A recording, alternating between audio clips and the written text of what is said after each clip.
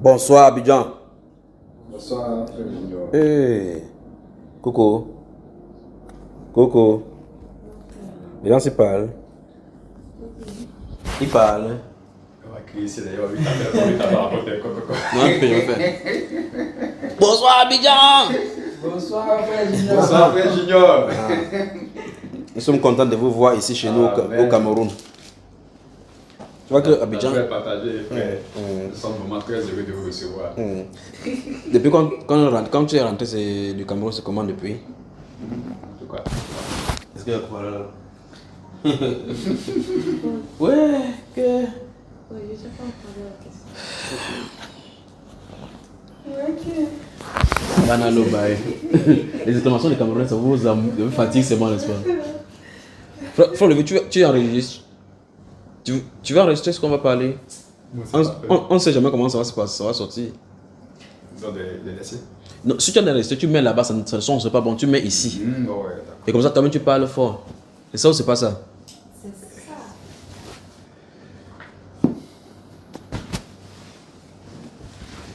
Alors, vous êtes prêts à ce qu'on travaille ce soir comment je vais dire cela? Les frères sont contents, n'est-ce pas? Très content. J'espère que le Seigneur nous permettra de passer de bons temps, de passer de bons moments. Hein, frère Olivier? Prenons la Bible là-bas. Avez-vous quelques petites questions? Quels sont d'abord, toi d'abord qui es sorti du Cameroun, que tu es venu pour la Pâque là? Quels sont d'abord tes. Depuis que tu es rentré, c'est comment? À la maison? À la maison, ça va. Ta femme n'a pas dit la nuit que ouais, raconte comment c'était au Cameroun. Il faut lui raconter le petit, ne laissez pas de cacher. Hein. Bon, c'est que elle était très contente d'abord pour moi, pour le fait que je puisse voyager. pu voyager, tout ça. Quand je suis revenu, bon, je lui ai fait un peu le ciel de tout ce qui s'est passé au Cameroun, de tout ce que j'ai vécu, tout ce que j'ai expérimenté, tout ça. C'était une joie pour elle en fait. Et pour toi-même personnellement, c'était comment? Oui, en tout cas, vraiment c'était bien. C'était bizarre, non? Tu vois que les gens de Cameroun sont bizarres. Ah bon, de toute façon, Japoma, on sait que Japoma, c'est un coin qui est un peu particulier en fait. C'est vraiment un lieu qui est particulier, comme je l'ai dit tantôt dans l'interview voilà, que j'ai fait avec le frère Hervé là. Parce que vraiment, c'est un endroit, on peut pas aller là-bas, tu peux pas aller là-bas puis revenir tout en étant le même quoi. Voilà, forcément, il y a quelque chose qui va se passer quoi. Voilà, donc vraiment, c'est un peu ça. Mais il faut qu'on transporte dans le Japon, on vient ici à Abidjan avec nous. Ah bon, si. Bon, spirituellement parlant, on peut le faire. On a déjà dit qu'il y avait une table qui reliait Abidjan. Ouais, Abidjan. Voilà. Une table bien garnie qui reliait les deux pays. Abidjan et le Cameroun. Ça veut dire que dans n'importe quel coin où on se trouve, on peut manger. Amen. Y a-t-il quelque chose que tu souhaitais, particulier que tu voulais demander avant que j'ai quelque chose sur lequel je voulais partager pour vous le conduire d'abord. Un petit point, juste un petit point. Amen. Avant qu'on ne commence de bonnes choses bientôt. Bon, ma préoccupation, c'est ce que je t'avais posé quand j'étais allé au Cameroun là. Oui. Bon, j'avais dit que bon, on allait en parler. Oui. C'était par rapport à le passage de 1 Corinthiens 14, je crois le verset 18 ou 12. Voilà. C'est que ça dit quoi? On va prendre le passage. D'autres questions bibliques? Une réponse biblique. Peut-être la Bible, elle arrive à lire dedans. Il faut prendre ceci alors. Demande celle-là. Quand il passe le temps, quand il veut, je sais que pas où la Bible est grosse, c'est ça que je lis. Tu as vu, non?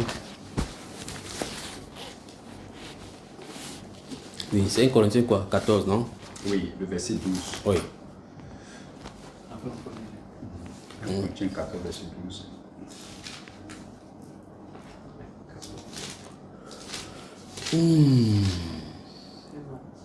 C'est bon. Toi, lis alors. De même, vous, puisque vous aspirez aux dons spirituels, que ce soit pour l'édification de l'Église, que vous cherchez à en posséder abondamment. Amen. Amen. Donc ce verset-là s'apparente aussi au verset de 1 Corinthiens 13, verset 31, où il est dit ici, aspirez aux dons les meilleurs. et je vais vous montrer vous montrer une voie par excellence. Une voie par excellence. Oui. Voilà, donc ce verset-là est par rapport à 1 Corinthiens chapitre 12. On va prendre 1 Corinthiens chapitre 12, le verset 11. Bon, on peut commencer à partir du verset 7, 6, 7. Verset 7. On dit, or à chacun, la manifestation de l'esprit est donnée pour l'utilité commune. Oui.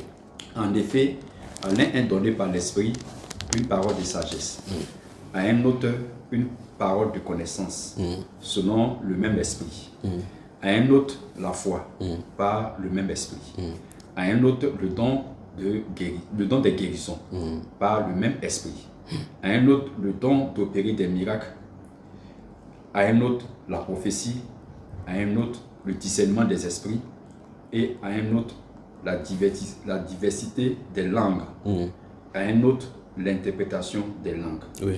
Le verset 11 dit, un seul et même esprit opérant toutes ces choses, les distribuant à chacun en particulier comme il veut. Oui. Bien. Quand je lis le passage de 1 Corinthiens chapitre 12, particulièrement le verset 11, on parle de comme il veut. Ouais, comme il veut, en fait, voilà. tu veux voir la compatibilité entre le fait que c'est le Saint-Esprit qui veut et le fait qu'on doit désirer. Justement. Ça il faut parler comme ça. Voilà. Donc, c'est un peu ça. Comment on peut concilier ces deux passages? Pas seulement deux passages, trois. Et fermez la Bible, on va parler. Amen. Je me sens bien maintenant. Amen. Tant de prions, d'accord? Amen. Tant de Père, nous te sommes reconnaissants pour ta grâce. Merci pour ces moments merveilleux que tu mets encore devant de l'Église. Merci pour cette déclaration d'Abidjan. Merci Père de gloire pour ce merveilleux pays que tu as choisi également dans le continent pour balayer l'Afrique de l'Ouest. Merci Père pour ta grâce et pour tes grâces multiples sur ce pays. Sois exalté au-dessus de tout au nom de Jésus. Amen. Amen. Regardez-moi bien. Vous êtes prêts pour un premier choc? Amen. Très bien. Comme c'est ça ce qui a touché. La Bible parle de combien de dons? La Bible parle de combien de dons? Ici, il y a 9 dons. Très bien. En réalité, sachez donc que dans la Bible, il n'y a pas que 9 dons spirituels. Première déclaration. C'est fort, c'est choquant, mais je vais y revenir. Donc, absolument ça comme postulat d'abord. Postulat de trouble. Il n'y a pas 9 dons spirituels dans la Bible. Très bien. La question maintenant, c'est dans 1 Corinthiens chapitre 12, verset 11, il dit que tous les dons, la distribution, les opérations sont faites par le Saint-Esprit et c'est lui qui distribue à chacun en particulier comme il le veut. Et de ce côté, si on dit que puisque nous sommes été baptisés dans le même esprit, il faut qu'on cherche à posséder abondamment pour l'édification. Comment on considère le fait qu'on a ceci, le Saint-Esprit, il fait comme il veut, et de l'autre côté, on fait ceci, n'est-ce pas? Je veux qu'on lise quelque chose dans les Saintes Écritures. Luc chapitre 10. Luc, le chapitre 10. C'est valable dans Matthieu chapitre 10, vous ouvrez la même chose à Matthieu chapitre 10, c'est comment vous allez retrouver cela. Mais Luc, ouvrons Luc chapitre 10, là où c'est écrit rapidement. Luc chapitre 10.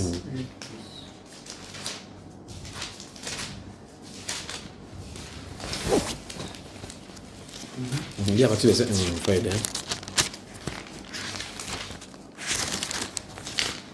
Luc chapitre 10, à partir du verset 1. Jusqu'à ce qu'il dise stop. Après cela, le Seigneur désigna encore 70 autres disciples. Il les envoya 2 à 2 devant lui dans toutes les villes et dans tous les lieux où lui-même devait aller. Il leur dit, la moisson est grande, mais il y a peu d'ouvriers. Priez donc le maître de la moisson d'envoyer des ouvriers dans sa moisson. Stoppons là-bas. On va commencer à commenter. Parce qu'il va prendre ça par syllogisme. Ce qu'il va expliquer, il va prendre par syllogisme pour que tu comprends. Et après, il va sortir la réponse simple. Le Seigneur Jésus dit qu'il a choisi combien de personnes? 70. Pour les envoyer 2 à 2. d'aller vers là où il va passer. Il prépare le chemin.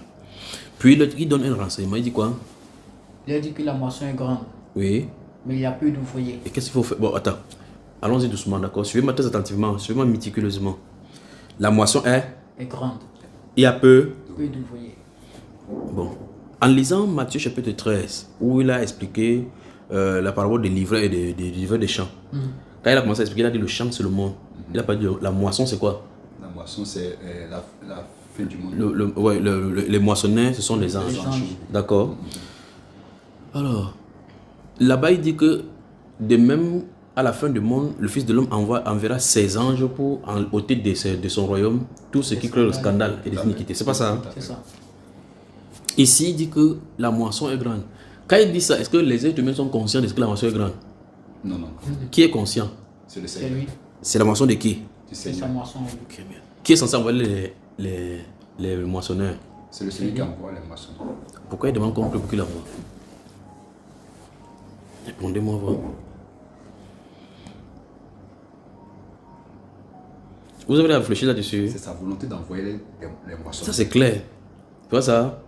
Mais il dit, la question c'est, il dit bien prier. Ça veut dire que tout prédicateur qui envoie à la moisson est le fruit d'une prière. Prière. Amen. Amen. Tu comprends ça? Il dit prier donc. Il y a le mot donc là. Prier donc le maître de la moisson, d'envoyer. Il ne dit pas d'envoyer des ouvriers à votre moisson. Ouais, quelque chose t'appartient. Tu sais qu'il y a un problème. Tu dis que priez-moi pour que j'envoie pour résoudre mon problème. Vous comprenez le problème? Il y a un problème ici et c'est là, on va dénicher quelque chose. Ouais, je vois. Mais voici, j'ai mon drap qui est sale. Voici, je suis sur le lit, mon drap est sale. Il dit, ah, mon drap est sale. Supplie-moi pour que je puisse laver. Ça a un sens, ça? Non. Matthieu chapitre 7. Matthieu chapitre 7. Donc, ouvrez le chapitre 7 et chapitre 6. Comme nous sommes là-bas, on va commenter. Matthieu chapitre 7. Le Seigneur lui-même il dérange. Il dit, voilà. Enfin, on va commencer à aller petit à petit à la conclusion. Dans le sommet lui-même, Seigneur, c'est le frère Olivier qui a dit que tu déranges. Tu as dit ça, non? Ah, mais vraiment, c'est. C'est le constat. C'est le constat, hein? Voilà. Ok, verset 7. Matthieu 7, verset 7. Mhm. Matthieu 7, verset 7. Mhm. Allons-y. Demandez et l'on vous donnera. Oui, Cherchez et vous trouverez. oui, Frappez et l'on vous ouvrira. oui. Il parle de quoi là ici? Lis encore le verset 7. Demandez et l'on vous donnera. Oui, Cherchez et vous trouverez. oui. Bon, si tu ne demandes pas, on va te donner. Non, non, non, non. Si tu ne cherches pas, tu vas trouver. Non, non. Alors, chapitre 6. Lis le verset 30 jusqu'au 30 en bas. Si Dieu révèle ainsi l'herbe des champs qu'il existe aujourd'hui. Non, non, prends à partir du verset 26 même. Allons-y. Verset 26. Oui. Regardez les oiseaux du ciel. Ils ne sèment ni ne moissonnent. Et ils n'amassent rien dans des greniers. Mhm, Et votre Père Céleste les nourrit. mhm. Ne valez-vous pas beaucoup mieux que qui de vous, par ses inquiétudes, peut ajouter une coudée à la durée de sa vie? Oui, Et pourquoi vous inquiétez au sujet du vêtement? oui, Considérez comment croissent les lys des champs. oui. Ils ne travaillent ni ne filent. Cependant, je vous le dis, que Salomon, même dans toute sa gloire, n'a pas été vêtu comme l'un d'eux. Mhm, Si Dieu révèle ainsi l'herbe des champs qui existent aujourd'hui mhm. et qui demain sera jeté au four, ne vous revêtira-t-il pas à plus forte raison, gens de peu de foi? Puis dînez-vous. Ne vous inquiétez donc de rien Oui, et ne dites pas que mangerons-nous, oui, de quoi, non, que boirons-nous, oui, de quoi serons-nous vêtus? oui. Car toutes ces choses, ce sont les païens qui les cherchent. Puis dit quoi? Cherchez, non, votre Père Céleste sait que vous en avez besoin. Stop. Donc c'est le point où je voulais soulever. Regardons le verset 7 du chapitre 7. Verset 7 du chapitre 7. Demandez et l'on vous donnera. Rentre là-bas. Il a dit que votre Père... Votre Père sait que vous en avez besoin. Tu as vu ça? Continue. Cherchez premièrement le royaume et la sa justice. et la justice de Dieu, Oui. et toutes ces choses vous seront données par-dessus. Et puis il dit, ne vous... Ne vous inquiétez donc pas du lendemain, Mhm. car le lendemain aura soin de lui-même. À chaque jour... À chaque jour suffit sa peine. Il fait un détour vers le verset 25. Il dit, c'est Le verset Le 25. verset 25 du chapitre 6. chapitre 6. Mhm. C'est pourquoi... C'est pourquoi je vous dis, Mhm. ne vous inquiétez pas pour votre vie, Oui, de ce que vous mangerez, oui, ni pour votre corps, oui, de quoi vous serez vêtus. oui, La vie n'est-elle pas plus que la nourriture, mhm, et le corps plus que le vêtement? oui. Vous avez entendu ça? Ok, donc, si on prend de ces deux, et notamment le verset 32 où tu as lu là-bas, et le verset 7 du chapitre 7 de Matthieu, où il dit demandez, on donnera. Il s'est dit que votre père sait de quoi vous avez besoin. Ok, il sait que tu as besoin de ça, non? Pourquoi il dit qu'il dit demande avant qu'il donne? Et mon frère? Peut-être c'est pour rechercher soit la confiance qu'on a en lui. Bon, même s'il veut rechercher la confiance, avant que tu ne demandes, la Bible dit que la parole n'est pas encore sur tes lèvres, qu'il les connaît entièrement. Parce que toi, avant que la parole vienne sur tes lèvres, toi-même tu ne connais pas ce que toi-même tu vas dire. Mais le plus grave, c'est même pas ça. C'est même pas quand la parole est là. Avant que tu ne sois dans l'atome, que tu ne sois liquide, il savait que tu dirais ça à ce moment-là. Donc c'est même pas que c'est quand tu voulais chercher à réfléchir qu'il a une technique, il a mis une puce en toi qui détecte ce que tu vas dire pour les détecter. Non, non, non. Ça veut avant que tes arrière-grands-parents, 800 générations, la première génération puisse t'aider, il saurait qu'Olivier sera assis ici aujourd'hui, son sac sera ici. Il sera en partant pour le travail. Parce qu'il est Dieu. Mais la question c'est, on ressent toutes ces choses. Pourquoi doit-il dire que tu demandes? Si je comprends bien, c'est-à-dire que le Seigneur souhaite que nous associons à son plan. Applaudissons alors pour le frère Olivier. Très bien. Voilà, donc ça veut dire qu'en fait, quand tu as répondu à la question, là où je voulais vous amener, c'est justement que Dieu veut qu'on est des co-ouvriers. L'apôtre Paul dit que nous sommes ouvriers avec Dieu. Et il dit qu'il faut ouvrir avec Dieu. Et là, finalement, la gloire ne vient pas à un homme. Il dit nous portons cette puissance dans ces vases de terre afin que cette grande gloire soit revenue à Dieu. Tu vois donc, Dieu, c'est la collaboration que Dieu cherche à l'homme. Qu'est-ce que le fait que Dieu finit de créer sans avoir besoin de secours d'un être humain? Après, il dit à l'homme que donne le nom. Afin que toute créature porte le nom que lui donna l'homme. Qu'est-ce qu'il a de faire? Que c'est donc l'homme qui donne le nom aux poissons, aux animaux, ainsi de suite, qui décide que ceci c'est le lion, celui c'est cela. Et quand il dit c'est le lion, Dieu comment dit que ok, moi aussi, je suis le lion de la tribu de Judas. Donc ça veut dire que Dieu, l'homme a donné un nom que Dieu a porté pour son attribut. Dieu cherche notre collaboration. Notre capacité au contraire ne vient pas de nous, mais elle vient de Dieu. Si on a l'esprit, ça se comprend très aisément et très bien parce qu'en fait, la communion, quand on est dans le monde spirituel, ça ne se passe pas comme on fait ici. Parce que dans le monde spirituel, il y a l'apprentissage. Dans le monde physique, il y a l'apprentissage. Parce que les choses sous le monde, sous le soleil, ont des limites. Là-bas, il n'y a pas de limite. Parce que quand tu arrives là-bas, personne ne te dit que voilà Pierre. Tu t'assois dans les assemblées, tu sais. Le mot savoir, ça a tout son sens là-bas. Tu sais que voici Pierre. Tu sais que quand il partait comme ça, c'est pour ça que quand tu vois de telles choses là-bas, pour expliquer si c'est un problème. Parce que le dimensionnement des déplacements, de compréhension n'est pas fort aussi. Parce que tu ne peux pas être en train de parler avec toi. Et puis tu dis que je pouvais voir quelqu'un derrière parce que tes yeux ne sont pas derrière. Ici, la dimension, tu veux quand tu regardes dans cette direction, que tes yeux soient dans cette direction-ci. Si tu regardes même tes yeux, tu regardes même temps derrière, tu es un extraterrestre. Bon, c'est vrai, mais au sens propre du terme. Tu vois ça? Donc, là-bas, tu vas voir quelqu'un va dire, j'étais d'abord dans la salle de trône, et quand j'étais là-bas comme ça, un ange est passé, il a dit 5, 5, 5. Et vous pouvez voir maintenant, pendant qu'il dit 5, 5, 5, dans une autre partie du ciel, quelque chose se passait. Et pendant ce temps devant le trône, comment il peut voir en même temps devant le trône ce qui se passait? Renseignement en même temps devant ce qui se passait là-bas. Là-bas, il n'y a pas de limite. La limitation est fixée sous le soleil à cause du péché. Tu comprends mon frère? Ils disent donc que si on comprend bien ces choses, c'est pour bien saisir ça. Si on est dans l'esprit, on n'a pas cette ambiguïté ici. Parce qu'en fait, quand Dieu veut communiquer ses désirs pour qu'on puisse exécuter, ça ne se passe pas comme on en a parlé là maintenant. Le moyen de communication, ce n'est pas comme ça là. C'est pour ça qu'il essaie de faire que la pensée de l'homme soit disponible pour qu'il mette ses pensées. Par exemple, tu dors, il met le soir ses pensées, il met juste les suggestions des choses là, des visions, il te transporte, il met les choses. Quand tu te lèves, et dès que tu te lèves, le raisonnement commence. C'est sûr que c'est venu par moi-même. C'est sûr que c'est le couchement. Tu comprends ça, frère? Donc, tu as trouvé, c'est la collaboration. Dieu veut qu'on collabore avec lui. Comment c'est fait qu'il dit qu'il est venu pour choisir ses brebis, sauver les brebis qui sont perdues? Maintenant, il envoie encore les gens. Ça lui coûte quoi de détruire Satan? Il faut qu'il nous laisse tranquille. Pourtant, il les connaît tous ensemble. Il suffit qu'ils disent que tous les impies disparaissent. À cet instant-ci, ils se fondent comme ça. Et si on est 100 et qu'il y en a 10 impies là-bas, ils se fondent comme un château de cartes. On est d'accord? Ils disparaissent et les autres restent debout. Pourquoi voudrait-il venir souffrir, nous créer des problèmes comme ça sur la terre? Et quand il finit par, il dit qu'il a d'autres brebis qui ne sont pas là, mais il va les venir. Il les fait venir. En tout temps, tu ne le vois pas sur la terre. Bon, quand il dit qu'il va les faire venir et rien ne manquera à l'appel, il compte sur quoi? Il dit clairement que rien ne pourra les détacher du Père. Et il dit que c'est lui qui les appellera. Depuis que tu m'as en train de savoir de l'appeler quelqu'un, l'apôtre Paul dit que nous savons que vous avez été élus. Parce que vous avez cru à notre évangile. Donc c'est la voix de Dieu pour appeler.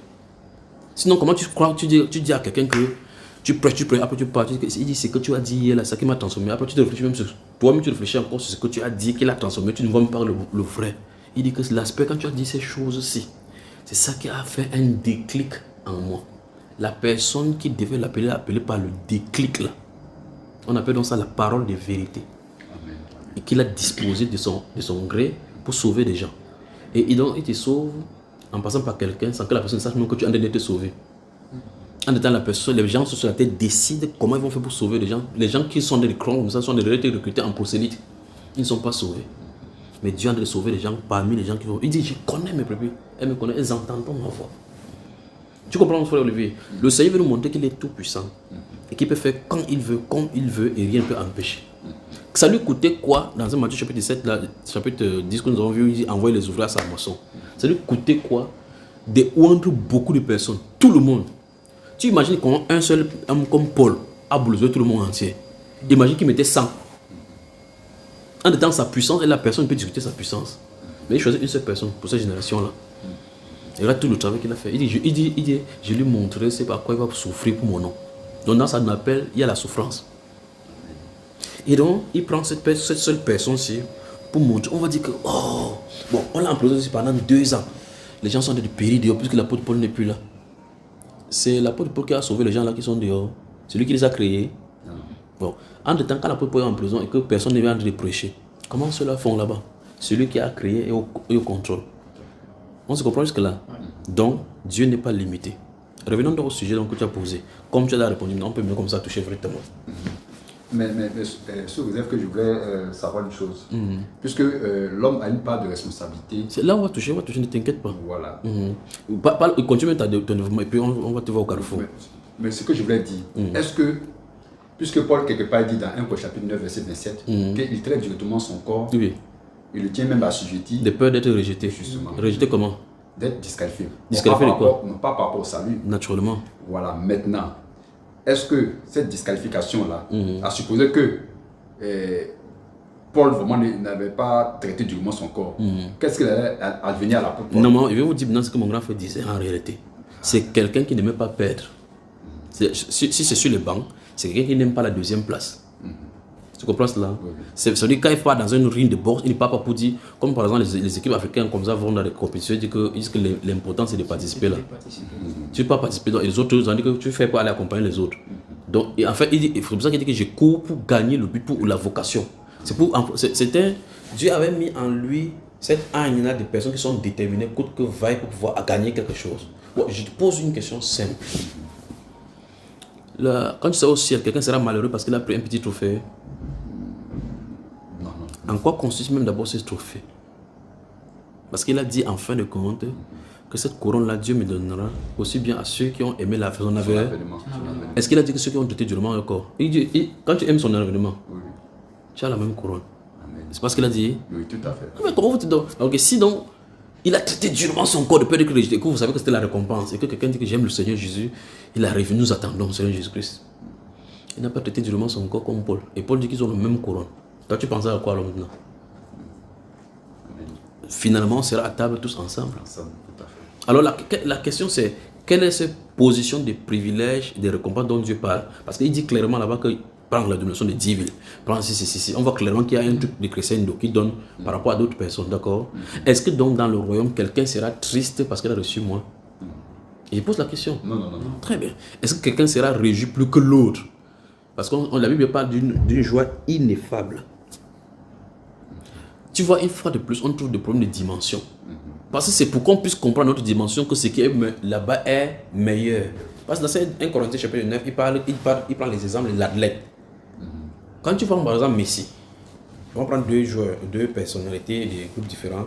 Messi qui est l'un des meilleurs joueurs de la planète. Et les autres chanteurs là qui, vous savez, dans les clips, ils font une chambre comme ça, ils versent la piscine, c'est les dollars. Ils se couchent là-bas. Pas vrai? Ce qui met ça sur lui, c'est le papier, non? Qu'on a coloré. Tout ce qu'il fait là, c'est coloré. la joie qu'elle exprime là, parce qu'en fait de compte c'est le wef, c'est ce qu'on appelle le bien-être, le bien-être matériel. Ça veut dire que c'est le maximum de satisfaction qu'un être humain peut avoir sur la terre ici. Ce maximum, il n'y a pas plus là. Tout à fait. Ouais.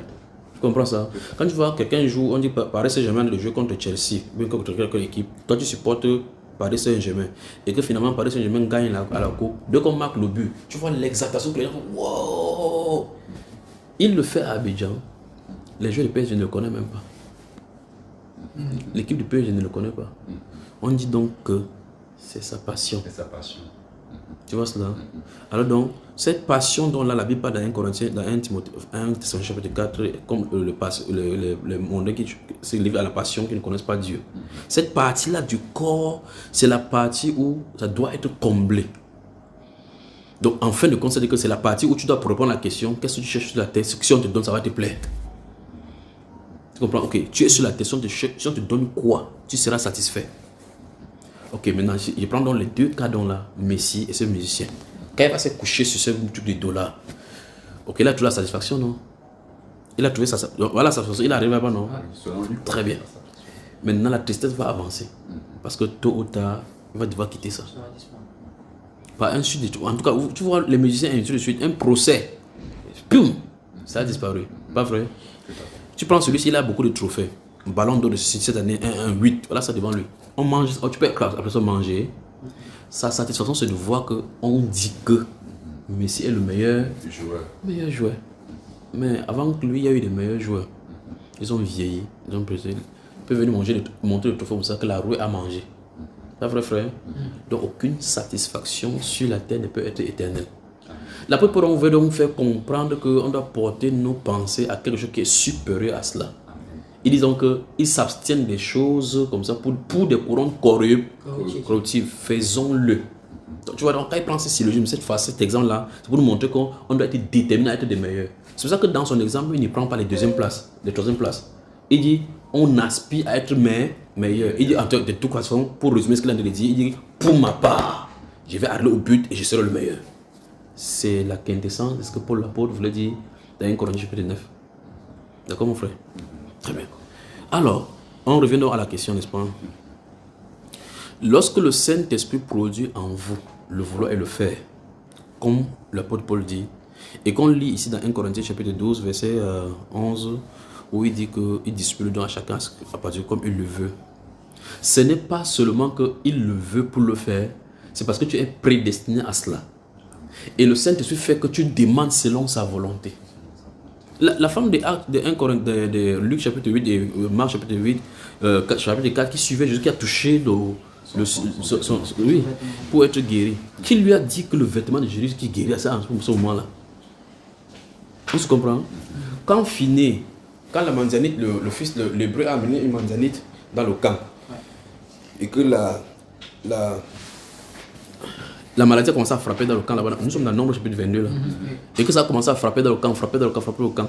Qui a dit à Finé de prendre l'épée et fendre le ventre de la manzanite? Qui a fait? Tu vois comment Dieu fait, non?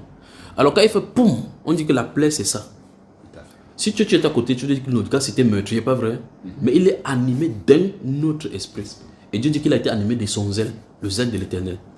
Maintenant, si tu prends le cas de Séphora, où Moïse est envoyé par Dieu de descendre en Égypte et prendre ses serviteurs et faire sortir. Il passe la nuit là-bas. Nous sommes là dans le livre d'Exode, au chapitre 4. Alors, en le livre il passait la nuit là-bas. L'Éternel l'attaqua pour le faire mourir. Il avait Gershom là-bas, qui n'a pas circoncis. Et puis il dit, Séphora n'est pas c'est une mandianite. Une mandianite.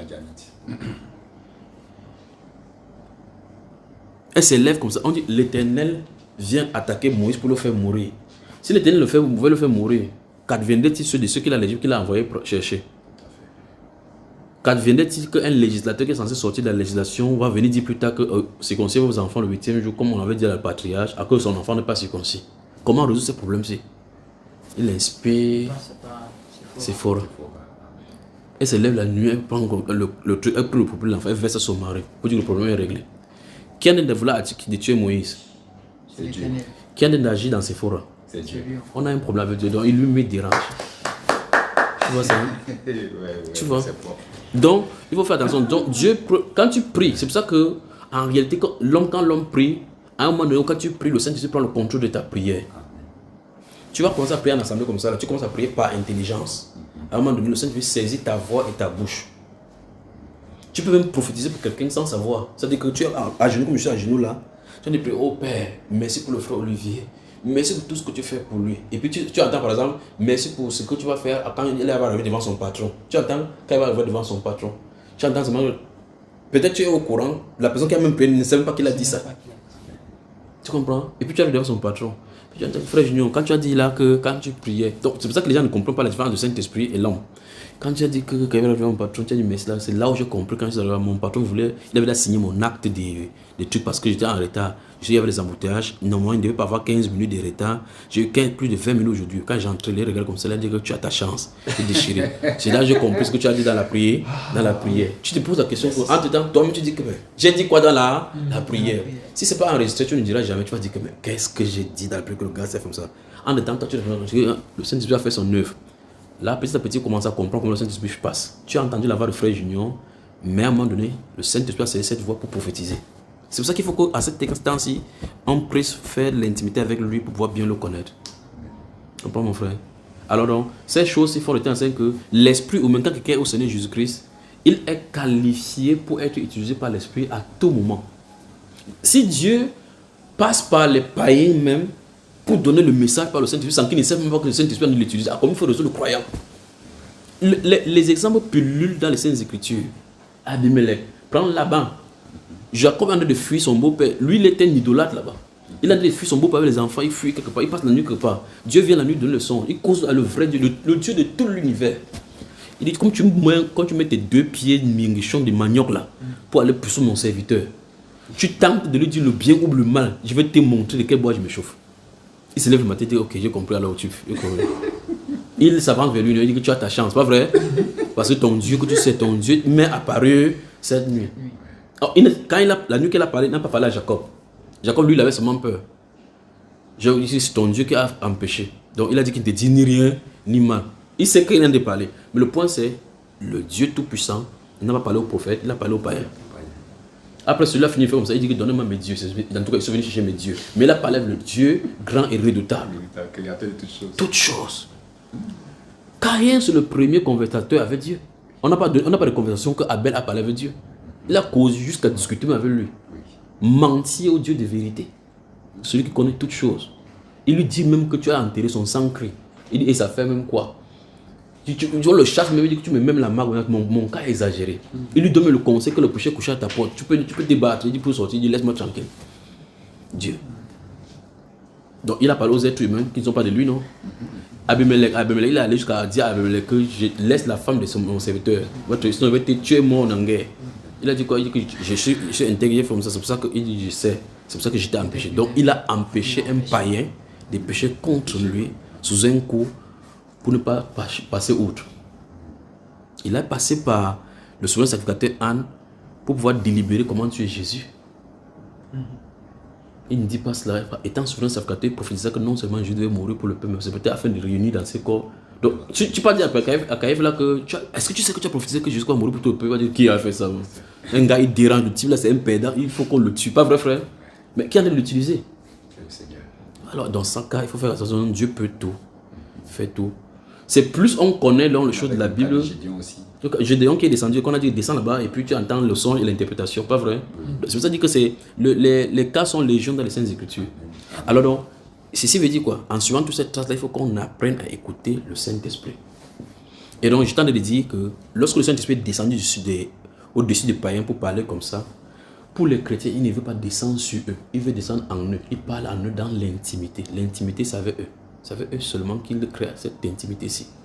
Et nous devons connaître plus Dieu et mieux Dieu que toute autre personne sur la terre. Les chrétiens nés de l'Esprit, ce sont ceux vers qui on doit aller pour trouver des solutions. C'est eux les sels de la terre. C'est eux la lumière du monde. Les représentations légales du Seigneur Jésus-Christ sur la terre. Les mandataires légaux pour pouvoir faire l'œuvre de Dieu extemplier du ciel avec l'accord du ciel. Au point où Jésus dans Matthieu chapitre 18, chapitre 22, verset 18, chapitre 21, verset 18, dit que tout ce que vous demanderez dans le ciel par la prière, vous le recevrez. Et si 2 ou 3 d'entre vous s'accordent sur la terre pour demander quelque chose, il leur sera accordé. Vous imaginez quel pouvoir on donne aux hommes sur la terre? Il dit que ceux à qui vous pardonnez le péché, il sera pardonné dans le ciel. Donc ça veut dire qu'il vous donne la décision de fermer le ciel pour quelqu'un. Bon, tu vois donc, malgré qu'il a donné ce pouvoir, les hommes qu'il a utilisés ne font pas ça parce qu'en fait, le pouvoir que Dieu donne, ce n'est pas pour détruire. C'est pour ça qu'il œuvre d'abord dans cet être humain pour que cet homme-là ait son caractère. Pour qu'on puisse le taper au nom de Jésus, au lieu qu'il le condamne en laisse liant pour qu'il n'entre pas au ciel. Il est donc manifeste le caractère d'amour. D'accord mon frère? Alors, tu pries. Mais voici par exemple, supposons que... Quel est le don spirituel que tu aimes par exemple? Bon, même si c'est beaucoup quand même. Si. Donne-moi le nom de 3. Bon, frère Olivier, je suis venu, il va encore prier pour toi. Amen. Je vais prier pour vous, d'accord? Amen. On aura une séance en privé encore. Les dons spirituels, il va expliquer quelque chose sur ce que l'apôtre Paul a dit dans le chapitre 1 des Romains, verset 4 à 11. Vous voyez pour communiquer quelques dons spirituels. On a dans notre conteneur des capacités et des habiletés. Vous avez des conteneurs mieux encore davantage. Parce que souvenez-vous, quand tu as un conteneur d'une génération, la génération d'après, le conteneur est mieux rempli encore, outillé que les conteneurs des générations précédentes. C'est qu'en détachant les cargaisons, comme on fait par exemple les décharges, quand les gens font venir le conteneur là, quand il fait cette façon-ci, il a fait pour 2 tonnes, ça produit de l'argent. Quand il vient une autre, il fait encore davantage. Dieu part de gloire en gloire, il ne régresse pas. Donc il doit augmenter des niveaux. Ce que nous faisons, c'est de détecter ce qu'il y a et les relâcher. Parce que le plus difficile dans les êtres humains, c'est de savoir vraiment que toi, tu peux facilement voir quelque chose de quelqu'un. Frère, Dieu t'a utilisé hier.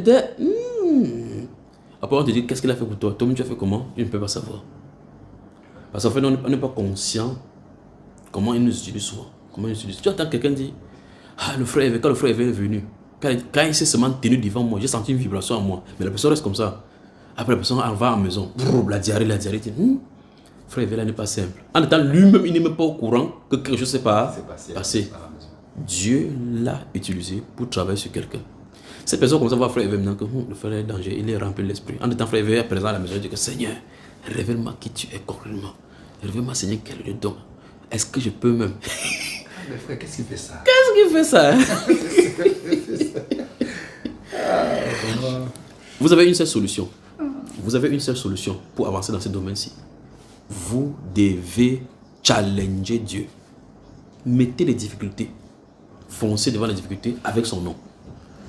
Au fur et à mesure, vous allez le découvrir. Tu as compris, frère? Là, c'est pas de la ça de façon pratique. Ne pensez pas à ce que les gens vont dire. Ne pense même pas à ce que toi-même tu vas dire.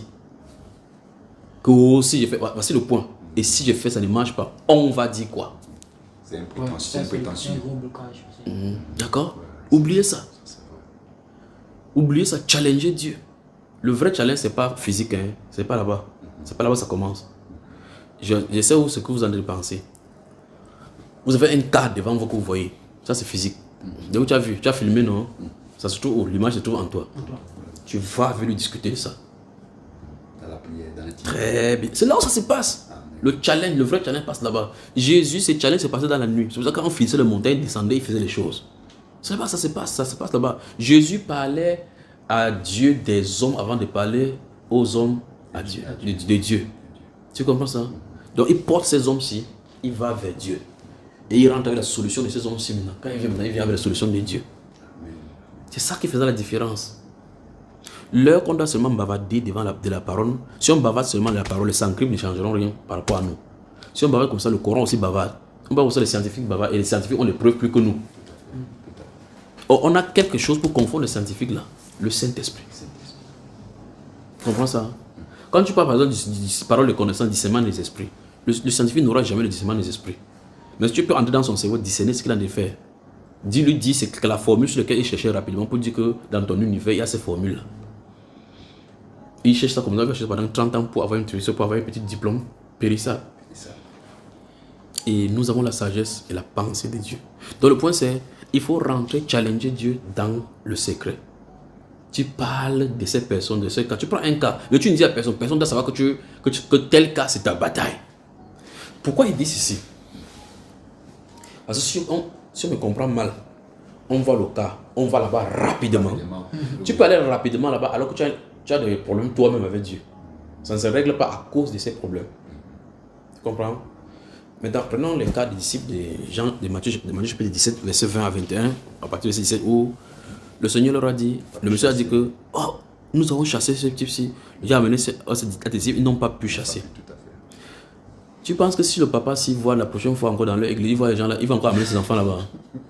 Jamais, jamais. Et même si toi-même, que ton père, le père a été venu, il passe encore avec notre petit fille, que c'est encore le père, si ces cas sont souvent difficiles. Pas vrai? Mais ce qui est amusant dans ce livre de Matthieu chapitre 17, c'est qu'au chapitre 10, on leur a donné le pouvoir sur tout esprit. Il faut bien garder ceci à l'esprit. Regarde, nous sommes encore en Matthieu. Allons-y, regardez. En tout cas, vous connaissez le problème de Matthieu. Vous connaissez le livre là, dans Matthieu chapitre 17, non? Maintenant, lisons le Matthieu chapitre 10. Matthieu chapitre 10, qu'est-ce qu'il dit? On dit, puis, ayant appelé ses 12 disciples, Oui. il leur donna le pouvoir de chasser les esprits impurs Oui. et de guérir toute maladie et toute infirmité. Très bien. Donc, ça veut dire qu'il n'y a pas de limite. La puissance qu'on lui a donnée n'a pas de limite. C'est pour ça qu'il dit que le Saint-Esprit qu'on nous a donné a un itinéraire. Ah, les gens disent que nous sommes le conducteur, nous avons le Saint-Esprit, on peut tout faire. Ça ne se passe pas comme ça. Ce n'est pas tous les apôtres qui faisaient des miracles.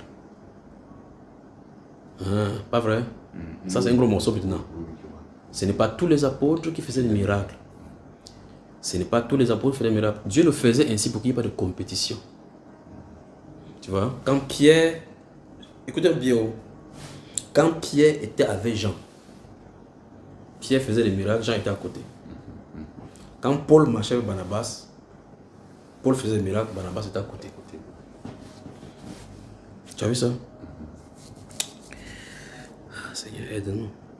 Est-ce que c'est pas aussi pour dire que les miracles aussi reposent un peu sur l'autorité, celui qui a plus d'intimité, plus d'autorité spirituelle? On arrive, c'est un problème d'être humain.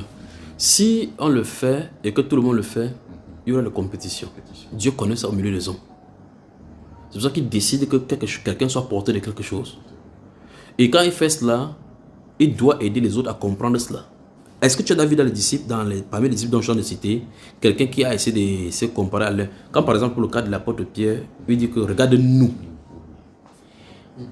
On dit l'Estopia, là, regardez, espérant avoir quelque chose. Il dit j'ai. N'est ni or. Il ne dit plus nous n'avons ni or. Nous te donnons. Il dit maintenant j'ai. Le frère qui est à côté n'a pas riposté. Et souvenez-vous, ces mêmes gens-là a marché avec Paul. Il a marché avec Paul. Donc il marchait un temps, il avait été avec Pierre, un temps il était avec Paul. Alors, il ne dit pas il ne marche plus avec toi. Tu t'es glorifié là-bas toi-même. Tu ne m'as pas inclus dans le ministère. Pourtant, nous sommes deux. Vous comprenez ça, frère? Quand Paul, dans Actes chapitre 14, a dit regarde-moi, lève-toi sur tes pieds. Quand il a vu qu'il avait la foi, là-bas à l'Icaron, Barnabas ne s'est pas fâché pour dire que oh, chaque fois c'est toujours toi qui fais ça. Ok, s'il laisse faire, alors on voit. Le Saint-Esprit qui est dans le prédicateur qui prêche par le Saint-Esprit, c'est le même Saint-Esprit qui prophétise dans une personne. C'est le même Saint-Esprit. En tout cas, comme tu t'en as lu dans 1 Corinthiens 12. Le chapitre 12. On dit ce sont les opérations. Donc, le Saint-Esprit ne s'attend pas, on ne doit pas s'attendre à ce que le Saint-Esprit se manifeste par les miracles, bien que pour notre génération-ci, il faut plus de miracles qu'il faut de bavardage. Tu comprends? Parce que quand quelqu'un veut prêcher tout étant vrai, sans que ça soit le Saint-Esprit. C'est le Saint-Esprit quand ça commence à porter des fruits dans le cœur. Parce que c'est le Saint-Esprit qui peut prendre ça, diriger dans le cœur, qui est de transformation. Alors, j'étais disant ceci, si on comprend cette première partie-ci, et on voit que ces gens-ci, on leur avait donné des pouvoirs. Parce qu'ils ne devaient pas travailler comme sur place, ils partaient 2 à 2. Tu vois, ça veut dire que pendant que l'autre a fait là-bas, l'autre fait là-bas. S'ils sont dans le même groupe, ils doivent avoir un problème. Alors, quand ils font ça, je voulais présenter que dans le chapitre 10, on leur a donné pouvoir sur toute maladie, tout ceci. La question c'est, ça s'est grippé à un moment donné. Ils ont fait, la Bible déclare au chapitre 10 de Luc qu'ils sont rentrés, ils étaient réjouis parce que le démon était soumis. Alors la question c'est, pourquoi on n'a pas, voilà pour le Père là, pourquoi on n'a pas fait? Donc ça veut dire que dans le Seigneur Jésus, à chaque étape du ministère, vous voulez leur faire comprendre que si vous croyez être arrivé, vous n'êtes pas encore arrivé, malgré que je vous ai donné tout pouvoir. Or, quand il leur a donné tout le pouvoir là, il ne leur a pas dit que lui-même, il est tout le pouvoir, mais il vivait dans le jeûne. On est venu dire que, maître, je vais lui dire ça dans le langage, hein, maître, la façon que tes disciples jeûnent comme ça, est-ce qu'ils peuvent me preuve pour quelqu'un? Il dit, laisse-les, ne vous inquiétez pas, ils croient qu'ils ont le pouvoir parce que je suis là. Quand ils veulent quitter, ils font sauf que jeûner. N'a-t-il pas dit ça? Très bien. Alors, c'était un problème de jeûne. Donc, au pouvoir que tu as, si tu fais attention, tu n'associes pas le jeûne, ça va s'endormir. Tu vois, voilà la révélation. Ça va s'endormir. Tu ne pourras plus le mettre dans la locomotive. Parce qu'en fin de compte, tu peux avoir le feu sur du bois. Ça ne chauffe pas suffisamment la marmite. Il faut que ça soit activé. Vous pouvez allumer sur le réchaud, là, sur le gaz. Parce qu'il prend le réchaud de bois, parce que c'est le réchaud naturel pour pouvoir expliquer les choses. Le feu de bois sur le réchaud de bois, qu'on prend, on y met du feu. On met du feu là-dessus. Ça commence à brûler. Quand ça brûle, brûle. Parce que c'est ensemble. Plus les bois sont rassemblés ensemble, plus le feu est grand. Le feu est intense. Intense. Comment détacher? Si c'est intense, on va dire, oh non, on connaît déjà, tu laisses. Quand ça va consommer la partie qui avait besoin de consommer, l'intensité va baisser. Et si tu restes toujours comme ça sans activer, ça va finir par s'estomper. Il y aura peut-être du feu. Quelqu'un va mettre là-bas, tu vas voir un moment donné, le charbon est blanc. Enfin, il y a l'aspect blanc de la cendre là-bas, mais il y a un peu de charbon à l'intérieur. Il est toujours né de nouveau, mais il ne brûle pas. Donc mes frères, passons le temps dans le jeûne et la prière. Et ça va même en droite ligne avec ce que je voulais partager maintenant avant qu'on avance. Alors, je tente de le dire, je ne sais pas dans quel enseignement, je tente de le dire, le Saint-Esprit, je crois que c'est dans les avertissements qu'il y a de nos conducteurs, le Saint-Esprit que vous avez reçu, il y a un itinéraire. Il y a des instructions qui sont d'arriver avec cela. Il y a des instructions qui sont d'arriver. On ne doit pas aller vite que le Saint-Esprit. On ne doit pas aller vite plus que le Saint-Esprit. Et ne permettez pas que quelqu'un vous pousse à l'erreur. Donc, normalement, la prochaine étape après ceci, c'est de demeurer dans l'intimité. On ne peut pas échapper à cela. On sort de ce cadre, ça ne marchera pas. Demeurer dans l'intimité, ça ne veut pas dire qu'il part 7 jours. Après, il se dit, tu es dans l'intimité, c'est fini. Il est où? Il est où? En réalité, le Saint-Esprit veut nous faire cultiver une permanence d'attention à son écoute. C'est-à-dire qu'on soit permanemment à son écoute. Tu vois? Est-ce que Jésus, notre Seigneur, avait besoin de jeûner, mon frère? Non. Quelqu'un qui n'avait pas de péché, donc normalement, quelque chose n'est pas le bloquer pour que le Saint-Esprit puisse marcher. Mais il savait que le péché, enfin, la chair est un obstacle. L'environnement est un obstacle parce que tu marches, que tu veux ou pas dans la société, que tu vas marcher, tu seras contaminé par des aléas et des raisonnements humains, par des choses que tu es en train de te briser. Il faut aller détacher tout cela de ton âme, pour que ton âme soit vide et que l'esprit soit disposé pour être communicant avec le Saint-Esprit. Tu ne peux pas sortir des vrombissements des automobiles, des bougons. Tu sors partout, tu embarques à ta insulté, tu dis ta tête. Et puis tu parles dans sa tu veux t'imposer, mais tu vas guérir. Ça ne marchera pas comme ça. Tu peux sortir du lieu de prière, tu arrives, même tu passes n'importe quelle difficulté, tu marches sans savoir même quelqu'un qui était là. Tellement tu es plongé en lui. Tu comprends, frère Olivier? Oui. Alors, dans ce sens, si tu aspires à un don spirituel, tu ne peux pas te mettre à genoux. Tu commences à prier tout simplement parce que tu as dit que je veux le don spirituel. C'est pas comme ça. On n'aspire pas de façon charnelle. On va dans l'intimité, il commence à mettre dans le corps. C'est pour ça que l'une des choses qu'il va faire dans l'intimité, c'est quand tu es dans l'intimité, il commence à te donner des visions. La promesse du Saint-Esprit est intimement liée avec les rêves et les visions. Ce n'est pas lié au parler en langue. Alors on connaît de gros morceaux encore que maintenant. Attendez, il vient. Et cela n'est pas en rapport avec la prophétie de Joël. C'est ce que je suis venu là expliquer. J'ai dit, la promesse du Saint-Esprit n'est pas liée. Parce que voici c'est le vrai problème le pentecôtiste aujourd'hui. Parce que les gens s'attellent sur le parler en langue et ils ratent pour faire la chose qu'il faut. Dans ces jours, chapitre 2, quand le Saint-Esprit et l'apôtre Pierre le réitère, quand il dit au dernier jour, je verserai mon esprit sur vos fils et vos filles, et ils font quoi? Et les vieux auront quoi? Les jeunes gens auront des songes. Bon, avant que le Saint-Esprit vienne, les gens ne songent pas. Hein? Si. Les gens songent. Il y a un problème ici là maintenant. Ça veut dire qu'il faut définir le songe du Saint-Esprit, le songe qui ne vient pas de lui. Ça veut dire quoi? Ça veut dire que Dieu veut prendre l'esprit humain pour déconnecter cela du monde irréel et mettre véritablement sa volonté. C'est ce style de songe qu'il veut créer au dernier jour. C'est pour cela que quand le Saint-Esprit va venir, vous allez voir que les prophéties, les visions et autres vont toujours multiplier. c'est dans l'ordre des choses. Les gens sont de suivre plutôt le parler en langue. Parce qu'on a déjà formaté que quand ça vient, c'est le parler en langue. La promesse est liée avec ceci. Le parler en langue était intimement lié pour confondre d'abord les Juifs. Pour qu'ils entendent d'autres langues, l'évangile en d'autres langues. Parce qu'il dit, je te louerai parmi les nations. C'est comme ça. Tu comprends? Les vrais, c'est les visions, les prophéties, les miracles. Parce que le Joël chapitre 2 parle de cela. C'est ce qui est écrit dans Jacques chapitre 2.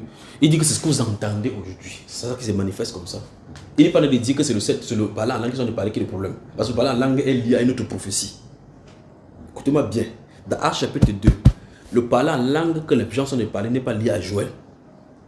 Oui. C'est pas mentionné. C'est pas mentionné dans Joël. Ce n'est pas mentionné nulle part. C'est pas Joël qui parle de cela. C'est Isaïe qui parle. Donc, ce que les gens voient, ils disent, c'est le Saint-Esprit. Il ne veut pas là dire, c'est le Saint-Esprit, c'est l'accomplissement de la venue du Saint-Esprit sur les gens que vous voyez. C'est celui qui l'a répandu comme vous le voyez observer. C'est ça que l'apôtre Pierre nous dit. Ce n'est pas sur le parler en langue. Le point que je vais faire comprendre, c'est le fait que Dieu veut multiplier les songes et les visions, c'est pour nous ramener à lui, afin que chacun ait la photo de ce qu'il nous appelle. C'est le point ici. Donc, quand on a reçu le baptême du Saint-Esprit maintenant, dans l'esprit, en priant à jeûne, où on ne peut pas rentrer dans le jeûne et la prière avec le Saint-Esprit sans qu'il nous montre quelque chose. Soit avant, soit pendant, soit après, il va montrer. Parce que le jeûne nous met dans le conditionnement de l'état inerte de la chair et que l'esprit puisse être disposé à recevoir, à être le réceptacle. Et donc, quand tu es dans l'état de jeûne, Dieu vient donc maintenant. Et c'est là au point que je voulais expliquer. Quand tu te soumets ta chair et ton intelligence au contrôle du Saint-Esprit par les moyens du jeûne, le Saint-Esprit commence à te montrer des visions. D'où la nécessité d'avoir les cahiers. Tu écris. Il va commencer à te montrer des petites choses. Un enfant a pleuré. Qu'est-ce que je vais gêner pendant 3 jours?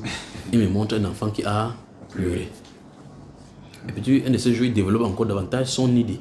Ce qui veut que tu veux comprendre que les enfants souffrent à cause du fait qu'ils ont des maladies où les sorciers les font bouffer la nuit. Puis un de ces jours, il te montre la photo qu'en fin de compte, il faut prier pour les enfants les morts-nés. Pourquoi les morts-nés ne font pas? Tu vois, donc il a commencé sa révélation progressivement. Mais quand on veut que quand on sort de la révélation, il dit que tu vas dans le centre d'Abidjan, tu tends la main, le feu sort du ciel. C'est pas comme ça qu'il fonctionne. Il prépare parce qu'il y a des choses qui, s'il dit brutalement, poum, toi-même tu seras le premier obstacle à ces choses-là. C'est pour ça qu'il nous amène doucement dans l'apprentissage, pour qu'on commence à comprendre ses voies. Comment ça commence à se voir? Tu comprends, frère? Je suis dans le jeûne. Je suis juste couché là, et puis je vois le visage de Bob Marley sort. Il commence à chanter. Get up, stand up for your right. Bob Marley, j'ai quoi foutre avec Bob Marley? Il fait ses cheveux comme ça. Et puis il reste là, il dérange. Oui, il a attiré mon attention. Il a montré la vision. J'ai dit, et c'est la façon qu'il a commencé à faire pour me montrer tous les autres messages qu'il m'a donné. C'était toujours bizarre. Et puis quand il a fait comme ça, il a dit, subitement, il dit maintenant, je sais avec qui je suis. Je suis dans une période, qu'est-ce que tu veux dire, Seigneur? Il dit, prie pour le pays de Bob Marley. Tu as vu ça, frère? Alors maintenant, si tu es un pentecôtiste aguerri, dès que tu vas te lever du son, tu dis que l'esprit de Bob Marley, l'ancienne musique est dans mon monde, je te chasse au nom, tout reggae dans mon cœur. Reggae dans mon cœur, je te nettoie. Pas vrai, frère? C'est ça. Alors, donc, c'est la musique que j'ai emmagasinée dans mon cœur. C'est Bob Marley, j'ai jamais suivi Bob Marley, je ne connais pas ces histoires, des bêtises là-bas. Après, il vient maintenant dire, il y a quelque chose concernant sa mort qui est caché, qui veut révéler. Tu vois cela? Ouais, la façon que je viens de le dire. Donc, par mon éducation spirituelle, si je suis pentecôtiste, je pouvais rejeter ces songes-ci. Au premier abord, montre Bob Marley qui chante. Pourtant, je suis dans une période de jeûne. Je suis dans une période de consécration. Je n'écoute pas de musique mondaine. Ça ne me plaît pas du tout. Je n'aime pas quoi que ce soit de proche ou de loin. Mais le simple fait que je lui ai donné la place, il dit, Saint-Esprit, je sais que tu veux parler, parle. La prochaine voie, c'est prier pour le pays de Bob Marley. Car il y aura des contestations. Maintenant, l'image a commencé à continuer à se développer. Tu comprends, frère? Quand ça finit, il continue, prier, il me couche, je dors. Et puis je lis la Bible, je lis la Bible. Après, il montre une assemblée de francs-maçons. Je constate que ce sont les gouvernants de ce monde qui sont là-bas. Et j'entends une voix qui le lit là-bas comme un grand, des grands camarades de Paul Biya. On le lit, il fait comme ça. Mais ça a commencé par grand camarade. Mais je regarde que dans l'assemblée, c'est l'assemblée des chefs d'État seulement qui sont. Les gens, c'est comme ça qu'ils sont toujours. Quand je suis là, quand tu veux déranger. Donc, si tu lis comme ça, tu vois, les gens avec les quais, avec le compas G. Tu dis, hey, Satan, avec ton esprit, ça il te chasse, franc-maçonnerie, il te chasse de mensonges, il te chasse de mensonges, il te chasse de mensonges. Le Seigneur Jésus nous a dit que nous sommes ses enfants et si on demande quelque chose, le Père Céleste va nous donner de bonnes choses. Il ne permettra pas que vous priez pour quelque chose, il permet que c'est autre chose qui vient. Voilà l'une des grandes révélations que les chrétiens doivent avoir avant de foncer dans la prière. Que celui qui prie doit croire que Dieu existe et qu'il est le rémunérateur de ceux qui le cherchent. Parce que s'il n'a pas mis les freins ici, c'est que le Saint-Jésus va venir, tu vas le chasser au nom de Jésus chaque fois. Parce qu'il est drôle de façon de venir. Alors, cherchez Dieu dans l'intimité pour qu'il vous donne les photos de votre avenir spirituel, de votre avenir ministériel. Quand tu pries, c'est pas que tu vas sortir, je voulais dire, tu vas rester toujours cloîtré. Non, tu vas aller prêcher. Parce que quand tu lis, il y a des choses que tu vas prêcher par connaissance, par révélation, par ceci. Quand tu vas prêcher, mais tu retournes dans ton intimité, ça va aller. Celui qui va vouloir aller vite plus que le Saint-Esprit, va se casser la figure. Ne laissez pas les gens vous manipuler. Ok, prouvez-nous ça, prouvez. Quand on veut prouver ça, sachez sur le pharisien, nous sommes demandé un miracle à Jésus, qui ne croit pas. Tu comprends cela? Parce que quelqu'un qui est de Jésus, c'est que Dieu fait toutes choses bon en son temps. D'accord, frère? J'ai ferme confiance en vous que Dieu va vous utiliser. Parce qu'il ne nous a pas choisi pour rien. Cette génération-ci va manifester la puissance de la gloire du Seigneur. D'accord? Quand il est venu au Cameroun, il m'a dit continue à affermir, à encourager et à affermir tes frères. C'est pour ça que j'ai pris sur moi de passer partout pour vous parler ainsi. Restez sur vos gardes. Restez dans la parole, restez dans la prière, attendez-vous à lui, il va se manifester. Quand le Seigneur va se manifester, commencez à se manifester dans l'intimité, où tu vas le connaître, frère, comme ton ami. Ton travail, là, tu vas dire que ton travail, Seigneur, pardon, chasse mon patron, toi me chasse-le, que je ne veux plus, parce que ceci est bon à moi. Quand tu vois les gens sont en train de débarquer encore comme ça, c'est parce qu'en fin de compte, il n'y a pas trop rassurant. Je suis conscient qu'il y a l'humanité en nous. D'accord? Laissons Dieu faire. Alors prions. Dans 1 Corinthiens chapitre 12, les dons spirituels sont disponibles. Dans Romains, c'est disponible. Dans Joël, c'est disponible. Dans Actes des Apôtres, c'est disponible. Comme c'est disponible, c'est pour qui? Pas pour toi. C'est pas pour toi. C'est pour nous. Est-ce qu'il les retient? Il ne les retient pas parce qu'il veut. C'est parce qu'il veut qu'on comprenne ses méthodes. C'est les incompréhensions. Un peu comme une femme et son mari auraient des incompréhensions à la maison. Et ils sont en froid. Quand les incompréhensions sont réglées, le problème est réglé automatiquement. Donc ce sont les incompréhensions qui font qu'on ne peut même pas saisir ses voix. D'accord? Il y a les œuvres de Dieu, il y a la voix de Dieu. Il manifeste ses voix à Israël, ses œuvres à Moïse. Il manifeste ses œuvres à Israël, sa voix à Moïse. Les œuvres, ils voient l'œuvre. Oh, le miracle, on a mangé le manne.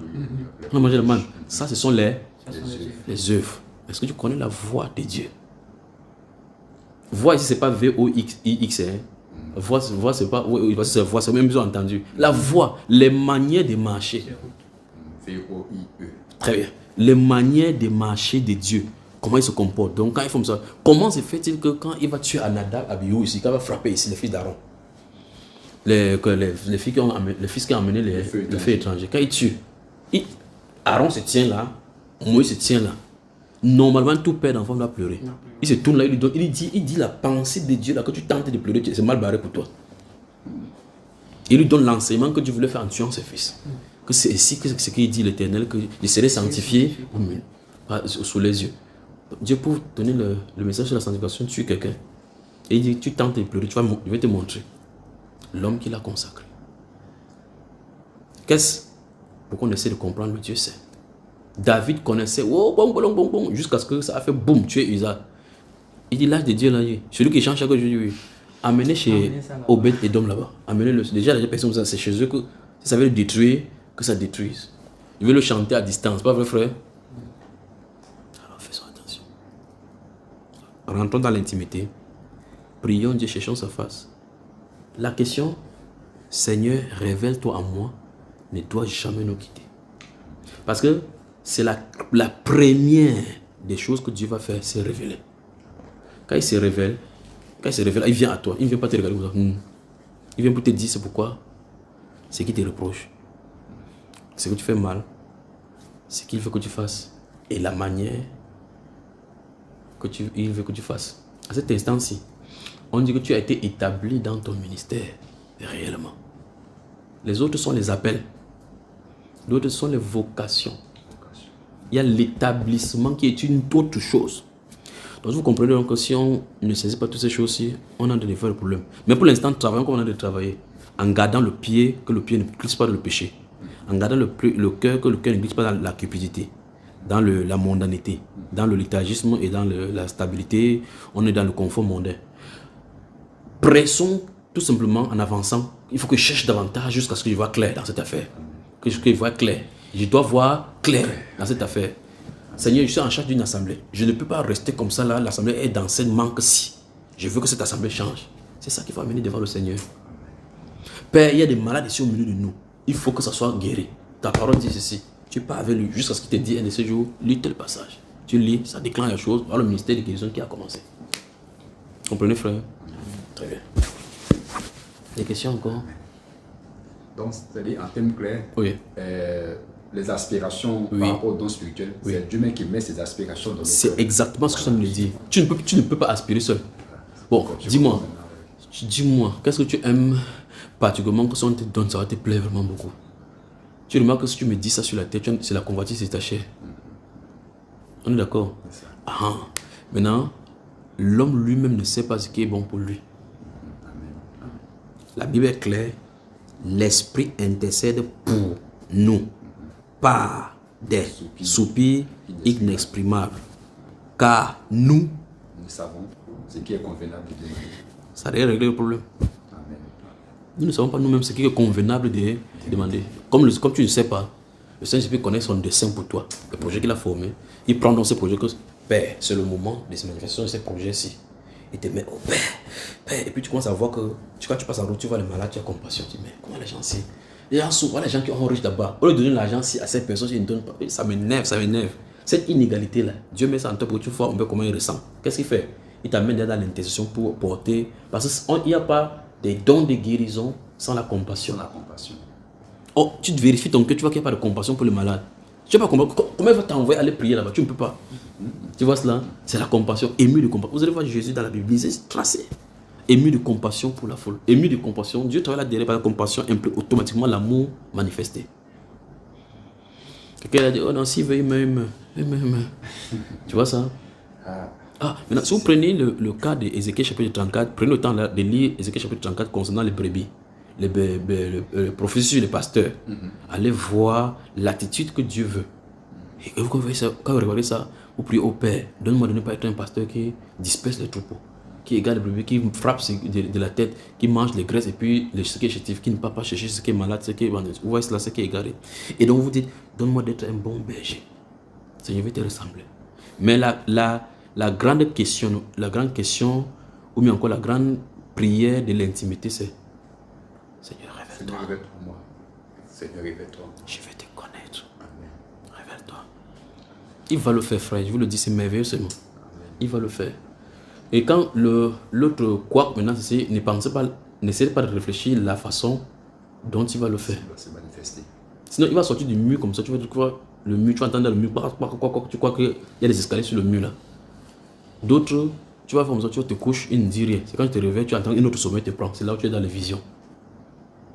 D'autres, tu entends, on aspire. Écoute-moi bien. On aspire ton âme sort comme les vaisseaux spatiaux. Vous entendez les vrais. Quand vous allez à l'aéroport, quand on teste les turbines, là, les deux trucs de côté, là, ils allument d'abord ici pour faire. Tu entends, ton âme sort comme ça. Tu comprends vraiment que les puissances qui se trouvent dans l'univers n'est pas facile, n'est pas ce qu'on croit. Tu comprends vraiment que les gens viennent te chercher. Et puis d'un instant, tu entends, tu es parti. Donc il peut passer dans n'importe quel moyen. Comment il fait pour que tu fasses pour faire ces choses-là. D'accord mon frère? C'est-à-dire que quand nous devons nous attendre à lui maintenant d'agir comme il veut. Mais ne vous attendez pas comme ça. C'est dans la prière parce que les réponses sont dans la prière. Maintenant autre chose c'est ceci. Il peut mettre la réponse en toi sans que tu ne saches. Et tu te rends compte seulement quand tu es en train de manifester. D'accord? Parce qu'il va faire que certaines réponses viennent quand ce sont les gens qui te donnent le renseignement. C'est pour cela que après avoir prié dans l'intimité, aller rendre ministère, il faut être au courant et avoir la jugeote pour avoir le feedback des uns et des autres de ce qui se passe. C'est d'où la nécessité des témoignages. Quelqu'un sorti le frère Olivier, la dernière fois quand tu as mis la main sur moi, dès que tu as mis ta main, j'ai senti un courant passer. Un courant. Toi, tu as la haute tension, mon frère. Tu as la centrale nucléaire. Non. Quand il faut nous dire, tu as tu dis que un courant. On veut te donner l'indication que tes membres appelés mains sont des instruments de justice. Donc tu ne dois pas t'amuser avec cela pour faire n'importe quoi. Parce que quelqu'un t'a donné le renseignement que quand tu as mis la main, quelque chose s'est passé. Sans que toi tu ne sois au courant que ça s'est passé. Quelqu'un est passé par tes mains. Parce qu'il a dit que livrez-vous vous-même à Dieu. Comme des instruments de justice. Ça suppose donc que vous vous mettez dans la disposition pour qu'il vous utilise. Et par exemple, ce membre-là ne doit pas être fait pour l'iniquité. Il dit le corps n'est pas pour l'impudicité, il est pour le Seigneur. Donc il peut utiliser à n'importe quel moment sans ton renseignement, sans t'avoir prévenu. Celui qui s'unit avec le Seigneur est avec lui un seul esprit. Donc vous pouvez parler sans qu'une personne ne sache que c'est lui qui a de parler. Tu comprends? Donc après, tu vas prier dans l'intimité. Continue à lire la Bible. Ta vie spirituelle, ta piété, et venir à l'assemblée manifester ou bien un grand témoignage n'importe qui. Fais attention avec les feedbacks. Parce que c'est par les feedbacks généralement que Dieu te passe pour donner le renseignement de ce qu'il a de faire en toi. D'accord, frère? Que le Seigneur bénisse. L'heure du travail est arrivée, non? Il est quelle heure? Je continue, frère. Il ne faut pas que tu te charges au travail, tu dis qu'il est 16h15. Il ne faut pas qu'on passe charge au travail, tu dis que oh. Jusqu'à 17h. Tellement intéressant. C'est sucré. C'est sucré. Demande-le. Donc, c'est sucré, maintenant tu veux plus partir toi, pour le travail. Ok. Les zones d'hommes s'éclaircissent déjà. Ce que je vais faire découvrir maintenant, et c'est le point, parce que je disais tout à l'heure que c'est lié à ce point-ci, c'est quand j'ai parlé de l'attitude entre le berger et les croyants, et en général, et particulièrement ceux du monde, la compassion. Je voulais mettre un jalon ici pour attirer l'attention parce que le Seigneur m'a dit de fortifier, de vous affermir, de fortifier, encourager, fortifier. Je vais mettre un point ici, un point d'honneur. Je veux que vous et moi on lise d'abord, successivement, et que je crois qu'en lisant, on va ensemble tirer les conclusions, d'accord? Lisons, commençons par Éphésiens. Que Dieu vous bénisse. Amen. Je vous aime, vous savez ça, non? Amen. Comment vous faites même pour savoir que je vous aime? Nous le savons, frère. Dans ce cas, pourquoi vous attendez toujours que je dise que je vous aime pour vous dire que vous m'aimez? C'est normal, même en Côte d'Ivoire. Vous n'avez pas besoin de dire ça, nous le savons. De façon... Même en Côte d'Ivoire. Vous y êtes? Donc on commence par Éphésiens. Tous les chapitres que nous allons lire, les livres qu'on va lire, c'est presque au chapitre 1 et au chapitre 2 qu'on va toujours parcourir un peu, d'accord? Éphésiens, chapitre 1. Chapitre 1. Ok, regardez, on y va. Versets 1 et 2.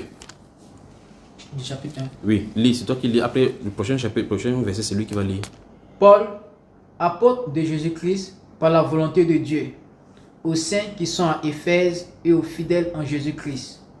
Que la grâce et la paix vous soient données de la part de Dieu, notre Père, et de notre Seigneur Jésus-Christ. Vous voyez que chaque fois qu'il ouvre la Bible, peut-être vous pensez que ceci, c'est juste une salutation. Il ouvre le ciel sur tous ceux à qui il écrit. Vous avez vu ça, frère? Il ouvre le ciel sur tous ceux à qui il écrit. Donc en réalité, ce ne sont pas des simples salutations. Ce n'est pas des salutations, elles sont saluées les gens comme ça. Hein? Que la grâce et la paix vous soient données de la part de Dieu notre Père et du Seigneur Jésus-Christ. Oh mon Dieu.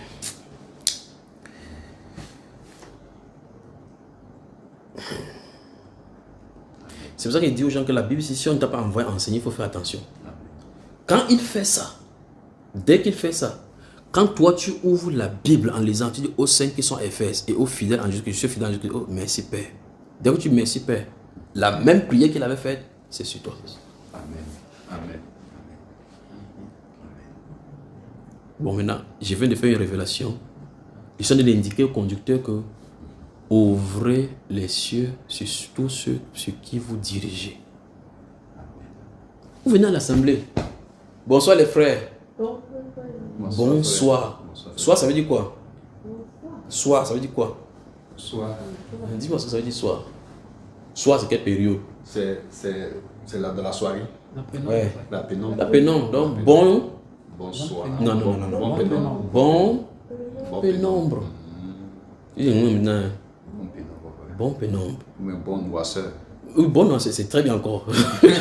Bon ténèbres. Bon ténèbres. Ah, ça là, c'est pas une bonne salutation. On n'a jamais pensé à ça. Vous ne verrez pas de telles salutations dans les Saintes Écritures, pas vrai? On n'a jamais pensé à ça, frère. Ah, ouais. Vous ne verrez pas de salutations comme nous faisons maintenant bizarrement là, pas vrai? Maintenant, quand c'est le matin, vous dites quoi? Bonjour. Savez-vous que c'est une malédiction si on fait ça le matin? Bon. La Bible déclare tôt le matin. C'est sûr qu'il dit non. Tu vas faire comment? On a dit ça non, dans la Bible? Oui. Très bien. Alors, le point que je voulais montrer, c'est déjà ça. C'est que, il faut avoir l'habilité spirituelle d'ouvrir les cieux des gens. Parce que quand les gens viennent en assemblée, tu ne sais pas ce qui a été fait, ce qui a été dit contre lui, soit dit que fait cela. Donc, si on fait n'importe comment, toi, en tant que conducteur, tu dis que la grâce et la paix de notre Seigneur te soient multipliées. Ça soit quand tu as dit ça, c'est suprême à toute malédiction. Toute chose, tout blocage que quelqu'un puisse lui dire, c'est une prière. Tu vois? Donc on va arriver là, on va aller doucement sur le point sur lequel on va travailler maintenant. Il faut parler de la compassion des gens, de vous par rapport aux gens et la manière de les avoir sur le cœur pour intercéder pour eux. Alors, regardons, restons toujours dans le chapitre 1 ici. Regardez quelque part ici. Ça va frère Eden? Tu bouges la tête, ça va comme ça. Alors, Olivier va lire verset 15, 16 et 17. Et bien, je vais arrêter là-bas. Du même chapitre. Oui, du même chapitre. C'est pourquoi, moi aussi, ayant entendu parler de votre foi au Seigneur Jésus et de votre charité pour tous les saints, je ne cesse de rendre grâce pour vous, faisant mention de vous dans mes prières. Stop. Tu as entendu? Est-ce qu'il les connaissait intimement? Physiquement? Non. Il a dit qu'il a juste entendu. Entendu parler. Dès qu'il entend parler, l'esprit de prière. Père, les Éphésiens, ceux qui m'ont combattu, à la reine du ciel, ils ont failli me tuer avec Diane d'Éphèse là. Ils ont reçu la parole. Oh Père, merci Père d'avoir ouvert le ciel sur ces gens. Merci Père. Oh Père, donne-leur de comprendre les mystères. C'est que tu m'as montré comment le ciel est beau. Donne-leur de comprendre. Il ne les connaît pas, frère. Tu as vu ça? Faisant mention de vous dans mes prières. Donc, quand il prie, il les cite toujours. Pourtant, il ne les connaît pas. Là, le livre suivant.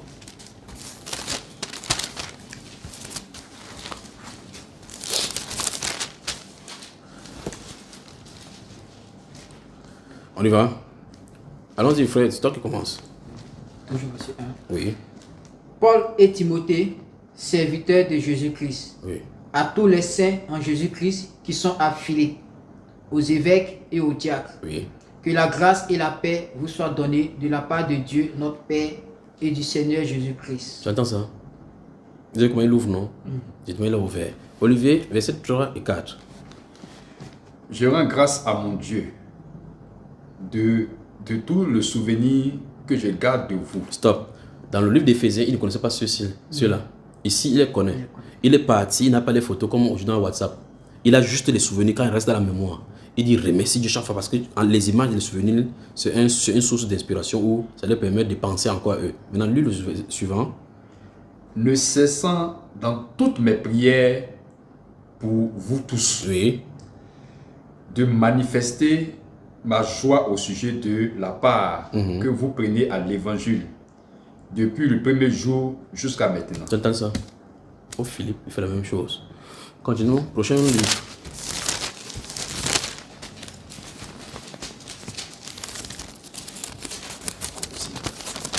Allons-y, mon frère.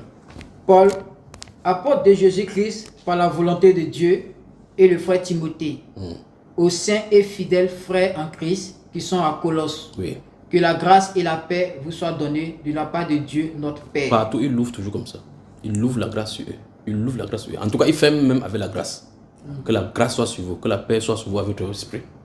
Il l'ouvre et il ferme. Il l'ouvre et il ferme. Pour que le Seigneur soit l'alpha et l'oméga de chaque croyant. Ce sont les principes spirituels qu'on ne connaît pas. Maintenant, toi tu lis verset 3 et 4. Nous rendons grâce à Dieu, le Père de notre Seigneur Jésus-Christ, et nous ne cessons de prier pour vous. Vous entendez ça? Nous ne cessons de prier pour vous. Ça veut dire combien de livres? 3 livres. 3 peuples différents. Donc maintenant, si on s'arrête seulement ici, imaginez le temps de prière de Paul. Ça c'est vrai. Ouais. Et ça doit nous challenger aujourd'hui. Parce qu'en fin de compte, si on veut être puissant plus que eux, on doit faire mieux que eux. Ou mieux encore faire plus que. La question c'est, voici des personnes pour qui ils prêchaient, ils passaient dans un endroit, il fait 1 an parce que le moyen de transport n'était pas évident. Ils ne pouvaient pas faire n'importe comment parce qu'il était enchaîné non seulement par le Saint-Esprit, mais par les hommes recherchés pour être tués. Vous voyez cela? Tête mise à prix partout. Ils cherchent à aller voir dans le livre de Thessaloniciens qu'on va lire tout à l'heure là-bas. Il dit que déjà 2 ou 3 fois ils ont voulu venir, mais Satan les avait empêchés. Ils prient Dieu chaque fois que Dieu permette. Ils attendent Dieu que Dieu leur donne la volonté de leur permettre de le voir seulement. Vous pouvez comprendre donc la compassion, l'amour et la hardiesse qui animait la personne de Paul l'apôtre avec les disciples à ce moment-là, de désirer seulement voir les croyants pour partager la joie, pour communiquer et communier, frère. Mais aujourd'hui, les assemblées chrétiennes sont aussi un formalisme. Comme s'il faut appeler quelqu'un à l'assemblée pour qu'il vienne. Comme si tu le forçais. On n'a pas compris l'essence de la vie en assemblée. La vie de l'esprit. Et c'est sur ce point-là que je voulais partager avec vous pour vous fortifier en disant, travaillez dessus. En fin de compte, vous ne travaillez pas en allant dire aux gens que venez en assemblée. C'est l'une des choses que vous allez dans la prière avec cela. Priez pour le bien-être de la communauté. Priez pour les frères qui s'ouvrent. Priez pour ceux qui passent par des moments difficiles. Priez pour présenter à Dieu. Quand vous les voyez ensemble, ayez la compassion que c'est là. Salut, que Dieu te bénisse, ma soeur. Que Dieu te couvre de ses bontés. Que le ciel s'ouvre sur toi. Souvenez-vous de Anne. Anne avec Élie. Que le Dieu de l'Israël soit favorable avec toi. Et il est descendu. Son visage ne se plus le même. Prononcez juste des paroles. Que votre parole soit toujours assaisonnée du sel. Bénissez au contraire. Bénissez. Le pouvoir qu'on a sur la langue avec le Saint-Esprit est merveilleux. Parce que comme ça, une maman, comme ça qu'on a maudit sa fille, comme ça, la fille vient, que tu dis seulement que Dieu te bénisse et que tout ce que Dieu a déclaré sur toi, les bonnes choses qu'il a prévues pour toi viennent. Ça s'ouvre, déclare n'importe quoi dans sa vie. Elle dit amen à cela et pas sa situation change, les faveurs commencent. On est fait pour bénir. Alors, si on prend tout ceci, présenter l'assemblée, présenter le cœur, présenter les pensées, présenter l'incrédulité, présenter... Il y a des gens au milieu des chrétiens qui se battent avec la fornication en cachette, mais il ne peut pas te dire. Parce qu'il a peur de dire et être rejeté. Parce que aussi, le dirigeant n'est pas mature pour gérer le cas. D'autres jeunes filles même qui peuvent être là, qui peuvent encore... quand on expulse l'enfant là, comment on fait cela? Elles peuvent faire l'avortement. Au milieu de l'assemblée. D'autres encore, quand elle ne fait pas, ils fuient l'assemblée. Ma soeur, pourquoi tu ne viens pas? Étant charnel, tu poses la question pour qu'il vienne à l'assemblée. S'il vient, il va vous contaminer. Elle peut vous faire être l'objet de Satan pour vous détruire. Dieu le met de côté. Il faut qu'on ait la compassion. On soit prêt à supporter les uns les autres. Être prêt à dire que si tu peux avoir quelqu'un et te pose un problème de péché autre, que tu n'en parles pas. Ma soeur et mon frère, on demeure dans la prière. Tu pries jusqu'à ce que nous, on ait la victoire là-dessus. Voici ce que Dieu fait pour nous. C'est dans ces sillages que le Saint-Esprit va se manifester simplement et merveilleusement au milieu de nous. La compassion des uns pour les autres. Tu vois cela? Il dit, je ne cesse de prier pour vous. C'est beaucoup de temps dans la prière. Vous allez mettre à genoux comme ça. Comment tu commences à prier pour quelqu'un comme ça là? Dès que tu pries, le problème de douleur des genoux c'est terminé. Tu ne peux pas savoir ce qui se passe parce que depuis, c'est plus tard qu'il vient encore j'étais à genoux. Tu vas rester comme ça là. Le genou, la douleur va commencer petit à petit. Petit à petit, à un moment donné, le sang s'évacue de ces zones là. Quand ça s'évacue de ces zones là, tu oublies là où tu te trouves. En voyant là où tu as fait 2 heures, 3 heures sur place. Tu te rends compte comme ça que c'est quoi? Tu as lutté dans la prière. Attendons, on continue. Verset 9 mon frère. Verset 9. C'est pour cela que nous aussi, depuis le jour où nous avons été informés, nous ne cessons de prier Dieu pour vous et de demander que vous soyez remplis de la connaissance de sa volonté en toute sagesse et intelligence spirituelle. Stop. Tout à l'heure, quand nous voyons dans notre cas, on a vu clairement que c'est lui qui produit en nous, non? Oui. Mais tu as vu qu'on a besoin d'intercession, c'est pour que Dieu fasse ça dans le cœur humain. Dans le cœur humain. Tu as vu ça encore? Comment il passe le temps à prier? Qu'on soit rempli de tout esprit de sagesse et d'intelligence spirituelle pour Pour faire quoi? Pour marcher d'une manière digne. Et lui être Agréable. entièrement agréable. Donc, même pour que le chrétien, que tu as dit que moi, seul, fuis le péché, marche entièrement agréable, il faut l'intercession. Tout le monde vient entrer sur l'intercession, il va enseigner clairement sur l'intercession. Voilà les bribes qui sont données là. Donc, pour que ces personnes aient la connaissance et la sagesse spirituelle, qu'ils soient remplis de tout cela, ça veut dire que c'est spirituellement qu'on peut pleinement, quand on est rempli de cela, qu'on peut vivre d'une manière digne du Seigneur. Et lui être entièrement agréable. Donc, qu'elle sera agréable, mais pas entièrement. Parce qu'il y a des défaillances dans sa marche. Il faut donc les intercesseurs pour les soutenir. Ok, quelqu'un vit dans la fornication, il ne peut pas briser. Il dit, Seigneur, c'est la dernière fois qu'il fait, pardonne-moi au Père. Il n'a pas de pouvoir parce qu'il est oppressé. Tu comprends cela? Parce que son pouvoir, le péché qui est sur lui, est soutenu par des puissances étrangères qui le poussent à faire au-delà de sa volonté. Donc il faut un autre pouvoir pour qu'il ait une volonté qui surpasse cela. Il faut aussi le pouvoir qui surpasse cela.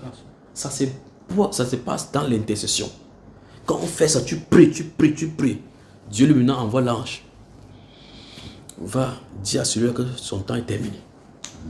Quand la personne est terminée, après il dit qu'il ne fornique plus. Mais il ne sait pas que c'est le travail du silence. Vous me dites que vous pouvez me rassurer qu'on va le prendre au sérieux. Livre suivant. Verset 1, mon frère. Paul et Sylvain et Timothée, oui, à l'église des Thessaloniciens, qui est en Dieu le Père et en Jésus-Christ le Seigneur. Que la grâce et la paix vous soient données. Très bien. 2, mon frère. Nous rendons continuellement grâce à Dieu pour vous tous, oui, faisant mention de vous dans nos prières. Nous sommes quantième maintenant. Nous sommes quantième maintenant. Quatrième. Ça sont les Thessaloniciens. C'est ça.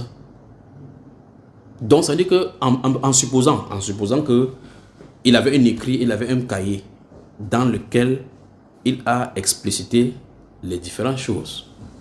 Il va faire le cahier des prières. Et comme je connais Paul, il était tellement ordonné. Il va prier pour les Éphésiens. Il ne prie pas en tapant en vent. Il prie. Quand il finit ici, il prie. Il finit ici, il prie. Il finit ici, il prie. Il va vous montrer un exemple, d'accord? Vous voulez? Ou bien vous ne voulez pas? Si, très bien.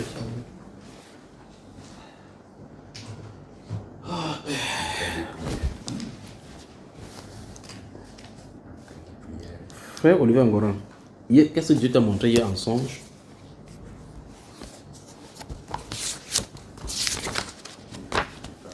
Tu n'as pas songé. Donc Dieu ne t'a pas parlé. Tu as passé toute une journée, pendant 2 jours, Dieu ne t'a pas parlé. Bon, toi tu lui as parlé. Je le prie. Ok, tu pries, tu ne parles pas.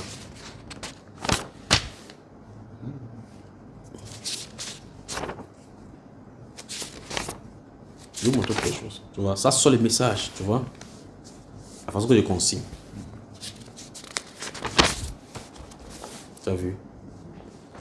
Avec les titres. Tu vois. C'est même pas le point. Je vais vous montrer le point de vue. Ça, ce sont les messages prophétiques. Tout ça, ce sont les messages de prophétie et des visions. Allah accroît à la cigarette. Vous avez vu ça? Très bien. Maintenant, je voulais parler de l'intercession. Vous venez au Cameroun. Vous dites que vous venez au Cameroun. On donne le nom. Tous ceux qui viennent nous donnent le nom. Intercession pour eux. Depuis vendredi 26 janvier à minuit 25. On prie pour chaque personne qui va voyager. Que Dieu le fasse bien voyager. Il les fait arriver à bon port. Et comme la personne avec ses grâces. Vous ne savez pas le travail qui est fait en amont. On prie personne après personne. Il y en a 41 personnes ici. Si on prend juste 5 minutes pour prier pour une personne. Tu es à genoux. 5 minutes fois 41 fois. Ça fait combien de temps on passe à genoux, frère? 5 minutes fois 40. Tu vois, mais tu peux dire que tu me donnes le temps que tu me donnes de passer. 200 minutes. 200. Donc 250. 250 minutes là. 205 minutes. Ça fait combien de... Vous pouvez convertir maintenant en 60. Je ne sais pas 60. Voilà ça. 41 personnes. Voilà le nom. Le nom, c'est là. C'est pour ça que pour elle, c'est de confier le nom. Je dis, donne-moi la liste des noms de tous ceux qui sont venus d'arriver. Pour qu'on prie pour eux. Ça, c'est pour les conducteurs. La période du conducteur. Voici pour le mot, pour ceux qui venaient au Cameroun. Ça, tu suis ça, frère?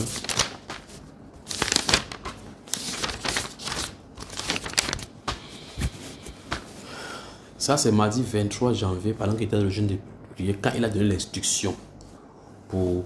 Je vais parler de l'itinéraire, où j'ai écrit, voilà ce qui est en train de lire. Avril égale mois du baptême du Saint-Esprit. Le Père nous invite à croire et à réclamer la foi. Ouais, c'est écrit. Alors que je méditais sur l'état de l'église, dans la prière de jeûne là, voilà ça qui est écrit là-bas. Aussi, le Saint-Esprit dit que tout le mois de mars devrait être consacré à la présentation du temple au Père. On doit lui dédicacer, consacrer, abandonner, remettre, restituer l'entièreté de notre être. Mars égale mois de consécration. Voilà ça. Soyons sérieux. Le Saint-Esprit est à la porte. Merci Seigneur Jésus pour ta promesse. Avril 2024, si on négocie bien, notre Pentecôte est là. Merci Seigneur. Voilà ça. C'est confirmé. Si je ne suis pas là demain, on va prendre ça comme mon agenda. On va surveiller ce que le Seigneur faisait dedans. Voilà. Marche dans le sacrifice. Je ne vais pas encore parler de cela. Comment chercher Dieu, je ne vais pas encore parler de cela. Tout le verset qui va chercher Dieu. Tout est là. Il y a des enseignements commençant dans l'adultère, le truc, tout est là. C'est là, voici le point que je voulais. Je veux que vous prêtez bien attention. Voilà les gens dans le monde entier, pour ceux qui souffrent, voilà les noms qui sont mentionnés avec les problèmes. Voilà les noms qui sont mentionnés. Et les gens que vous connaissez, les gens que vous ne connaissez pas. Voilà les noms, non. On passe le temps à prier. On passe le temps à prier pour eux. Voilà ça. Intercession à genoux. C'est quelle date ici? Lundi, mardi, mercredi, jeudi, vendredi, samedi, dimanche. Donc chaque jour est caractérisé par la prière à genoux pour l'intercession. Ici, jour consacré aux différentes églises sous ces ministères dans le monde. Prendre le temps pour demander à genoux que tout soit un point de racine d'impurité. Que l'amour pour le Seigneur soit ceci. Donc voilà ce que prie. Le lundi, c'est vraiment ça qui est prié. Quand on va finir pour la Côte d'Ivoire, on passe pour l'église du Gabon. On finit au Gabon, on part en Chine. On finit, on passe ici. On finit, on passe ici. On finit, on passe ici. On finit, on passe ici. C'est ça qui est consacré à lundi. Tu as suivi? Mardi, jour consacré à l'unité de tous les chrétiens dans le monde, dans un même esprit et un même sentiment. On pense ça, on prépare. Il y a des divisions au milieu de l'assemblée. Si tes enfants à toi, on dit, c'est ce qu'on doit faire.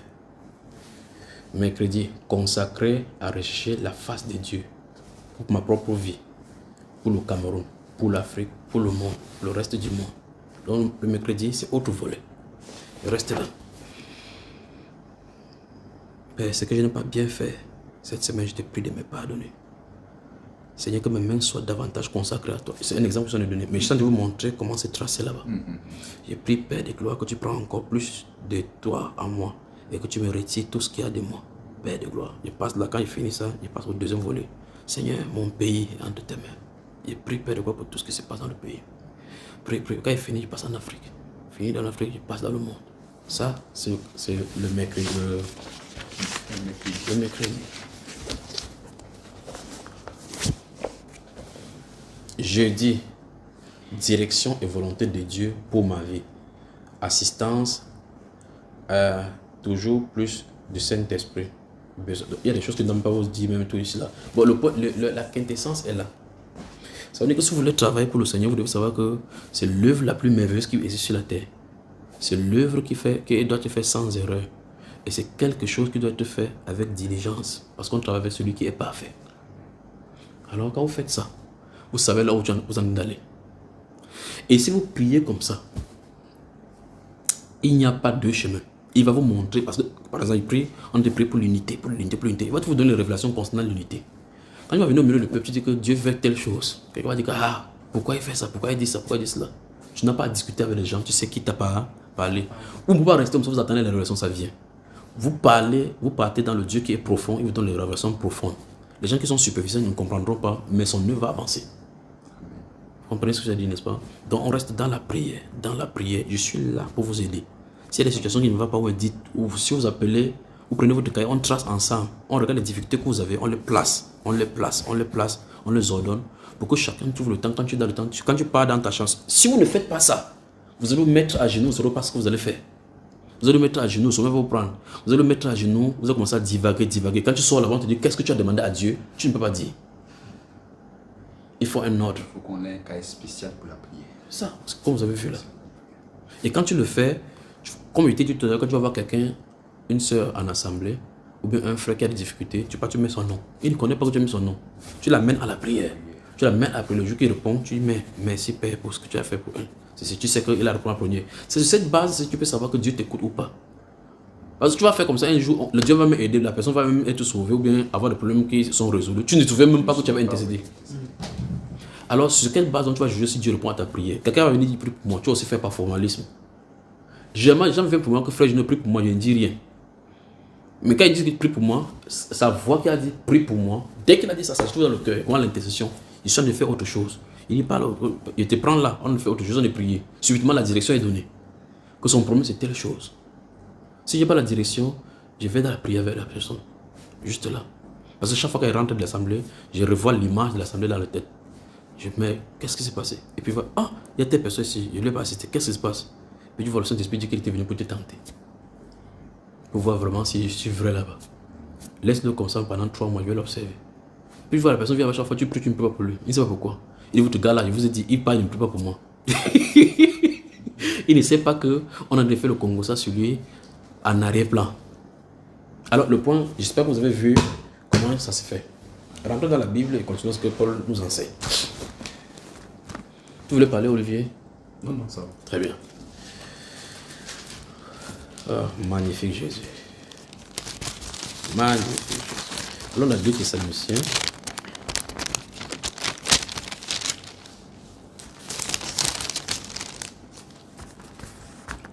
En tout cas, il y en a pris 4 ou 5 là. Ça devait être établi ce que je voulais dire. Vous devez là comprendre ce que je voulais dire.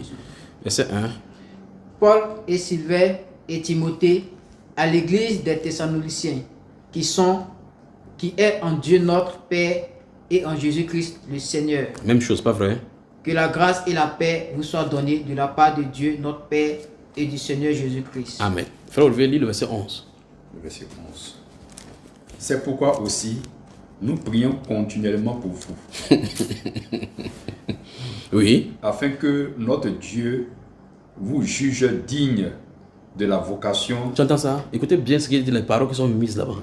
Et qu'il accomplisse par sa puissance tous les desseins bienveillants de sa bonté et l'œuvre de votre foi. vous avez entendu ça?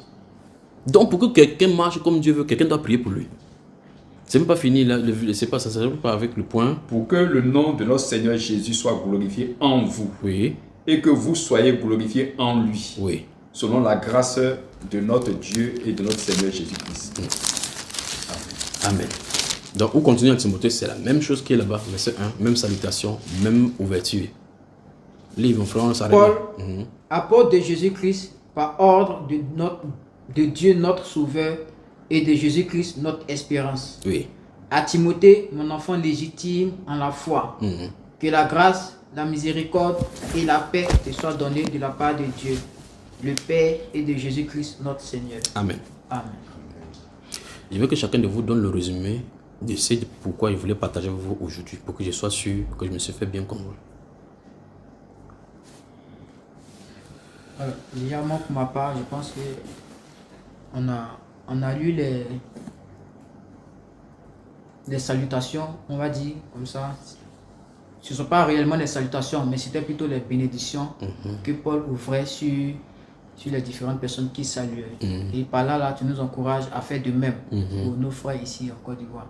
Et par la suite, tu nous encourageais aussi à rentrer dans l'intercession pour l'assemblée même, de sorte à ce que voilà, on puisse porter en prière chaque membre de l'assemblée. Ça va aussi nous ordonner même à avoir un carnaval de prière. C'est-à-dire à chaque fois qu'on fléchit genoux, on sait pourquoi est-ce qu'on fléchit genoux.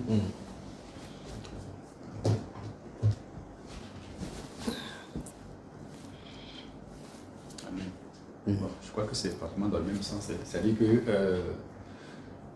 on a l'habitude de voir ces premiers versets souvent dans chaque épître de l'apôtre Paul comme une simple salutation. Mais voilà la révélation qui nous est donnée aujourd'hui pour nous faire comprendre que en fait c'est des paroles de bénédiction. Pour ouvrir, regardez le pot, pour ouvrir le ciel sur la personne. En faveur des personnes frères, qui sont mentionnées. Des frères ou de l'Assemblée. Et que c'est quelque chose de très important. Voilà, pour nous qui sommes des conducteurs, exact. On doit vraiment suivre effectivement cet exemple-là. Lorsque nous arrivons en assemblée, bénissez l'assemblée. Voilà, c'est mieux de bénir les assemblées. On n'a pas d'explication à leur donner. Bénissez juste. Que la grâce et la paix vous soient données. Comment vous allez, quand tu as Abidjan, que la grâce et la paix vous soient données. Amen, frère Junior. On ne comprend pas. Et en un deuxième temps, nous devons être méticuleux en tant que conducteurs. Nous devons avoir un cahier de prière. Voilà, en vue de pouvoir mentionner les noms des personnes. Noms et situations. Noms et situations, voilà, que nous allons porter devant le Seigneur dans la prière, dans l'intercession. Voilà, et noter la date où nous rentrons dans l'intercession en faveur de ces personnes-là. Et aussi la date de l'exaucement. Très bien. Ça te fait toujours voir que pour tel cas, j'ai commencé à janvier. Le Seigneur a répondu en juin. Ça fait 6 mois. Mais pendant les 6 mois, combien de fois as-tu pressé dans la prière? Amen. Et puis tu vois pour une de cas, tu vois que peut-être sur l'autre, tu as prié 2 fois. Pour l'autre, tu as prié 6 fois. Dieu a répondu en 3 semaines. Ça commence à donner l'indication. Plus je prie, plus la réponse est rapide. Quand j'essaie de finir pour vous-même. Quand vous voulez commencer avec ce cahier-ci, prenez un temps de travail d'abord dans le jeûne. Vous réfléchissez d'abord bien dans votre âme et esprit jusqu'où vous voulez aller avec le Seigneur. Ou mieux encore, jusqu'où vous voulez que le Seigneur aille avec vous. Puis vous écrivez tant de réflexions. Si vous prenez là-bas mon truc de ma consécration, j'écris. Il y a des choses privées là-bas. J'écris ce que je veux du Seigneur. Ce que je ne veux plus dans ma vie. Ce que j'attends du Seigneur. Les choses que je vois dans la Bible que je souhaite accomplir dans ma vie. Très bien.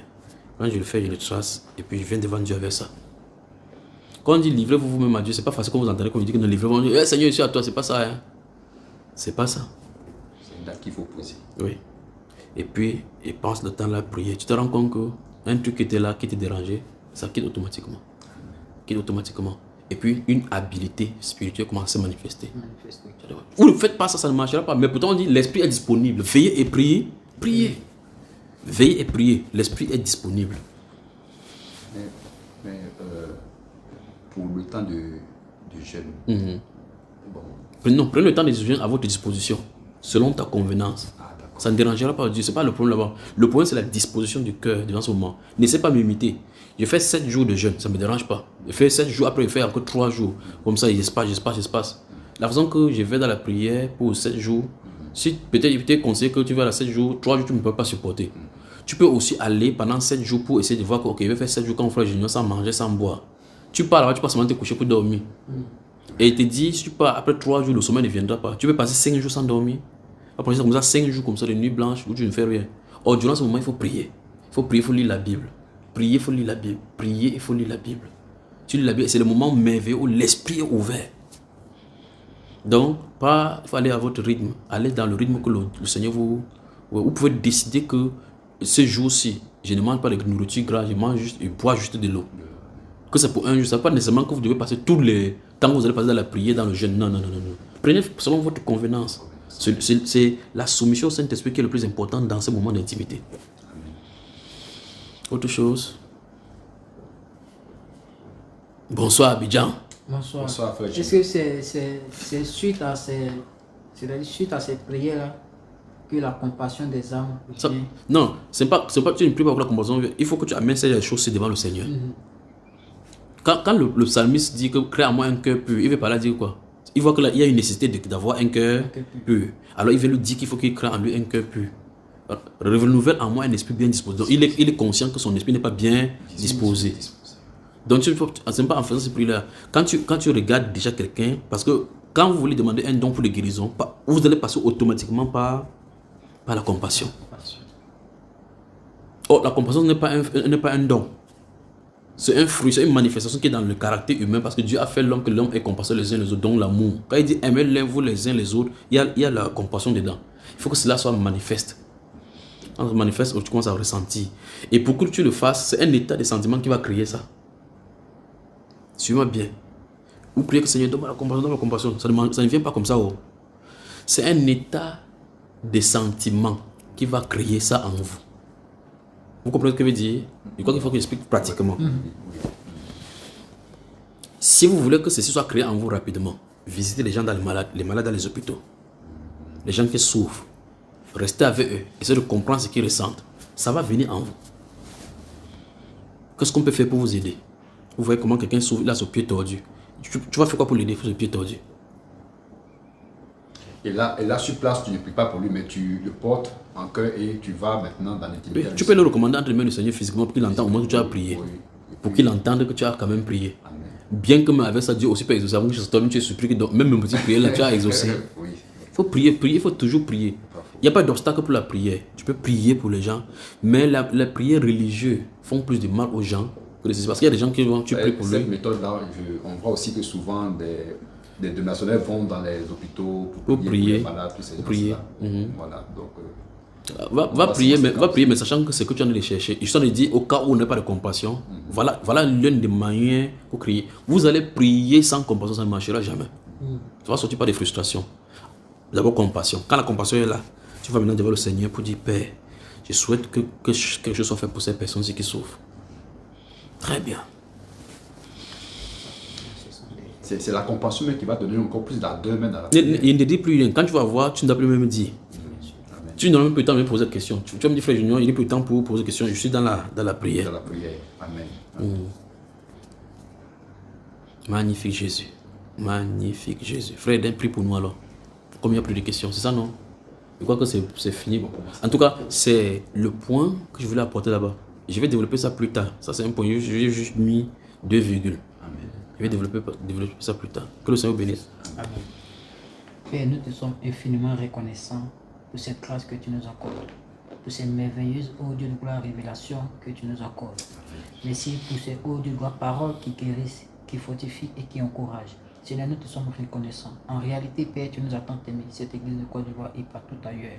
Père, nous te sommes reconnaissants. Et nous disons, ô Dieu de gloire, que cette parole, l'essence, Seigneur, mon Dieu, mon roi, que tu déverses, Père Saint, puisse brûler en nous, Seigneur, le feu de ton esprit. Afin que, ô Dieu de gloire, Seigneur, ton nom davantage soit glorifié. Père, dans cette nation et partout ailleurs où ton nom est bloqué. Seigneur, nous nous remettons entre tes mains et nous disons, ô Dieu de gloire, que ce soit désormais, Seigneur, plus de toi et moins de nous. Afin que, Père, non seulement plus de toi, mais que moins de nous, Seigneur, mon Dieu, moi, jusqu'à inspection totalement, Seigneur. Merci, Père, pour ta grâce. Au nom de notre Seigneur Jésus-Christ Nazareth. Amen. Amen. Amen. Que le Seigneur vous bénisse. Amen. Que le Seigneur vous bénisse pour cette introduction à Abidjan. Amen.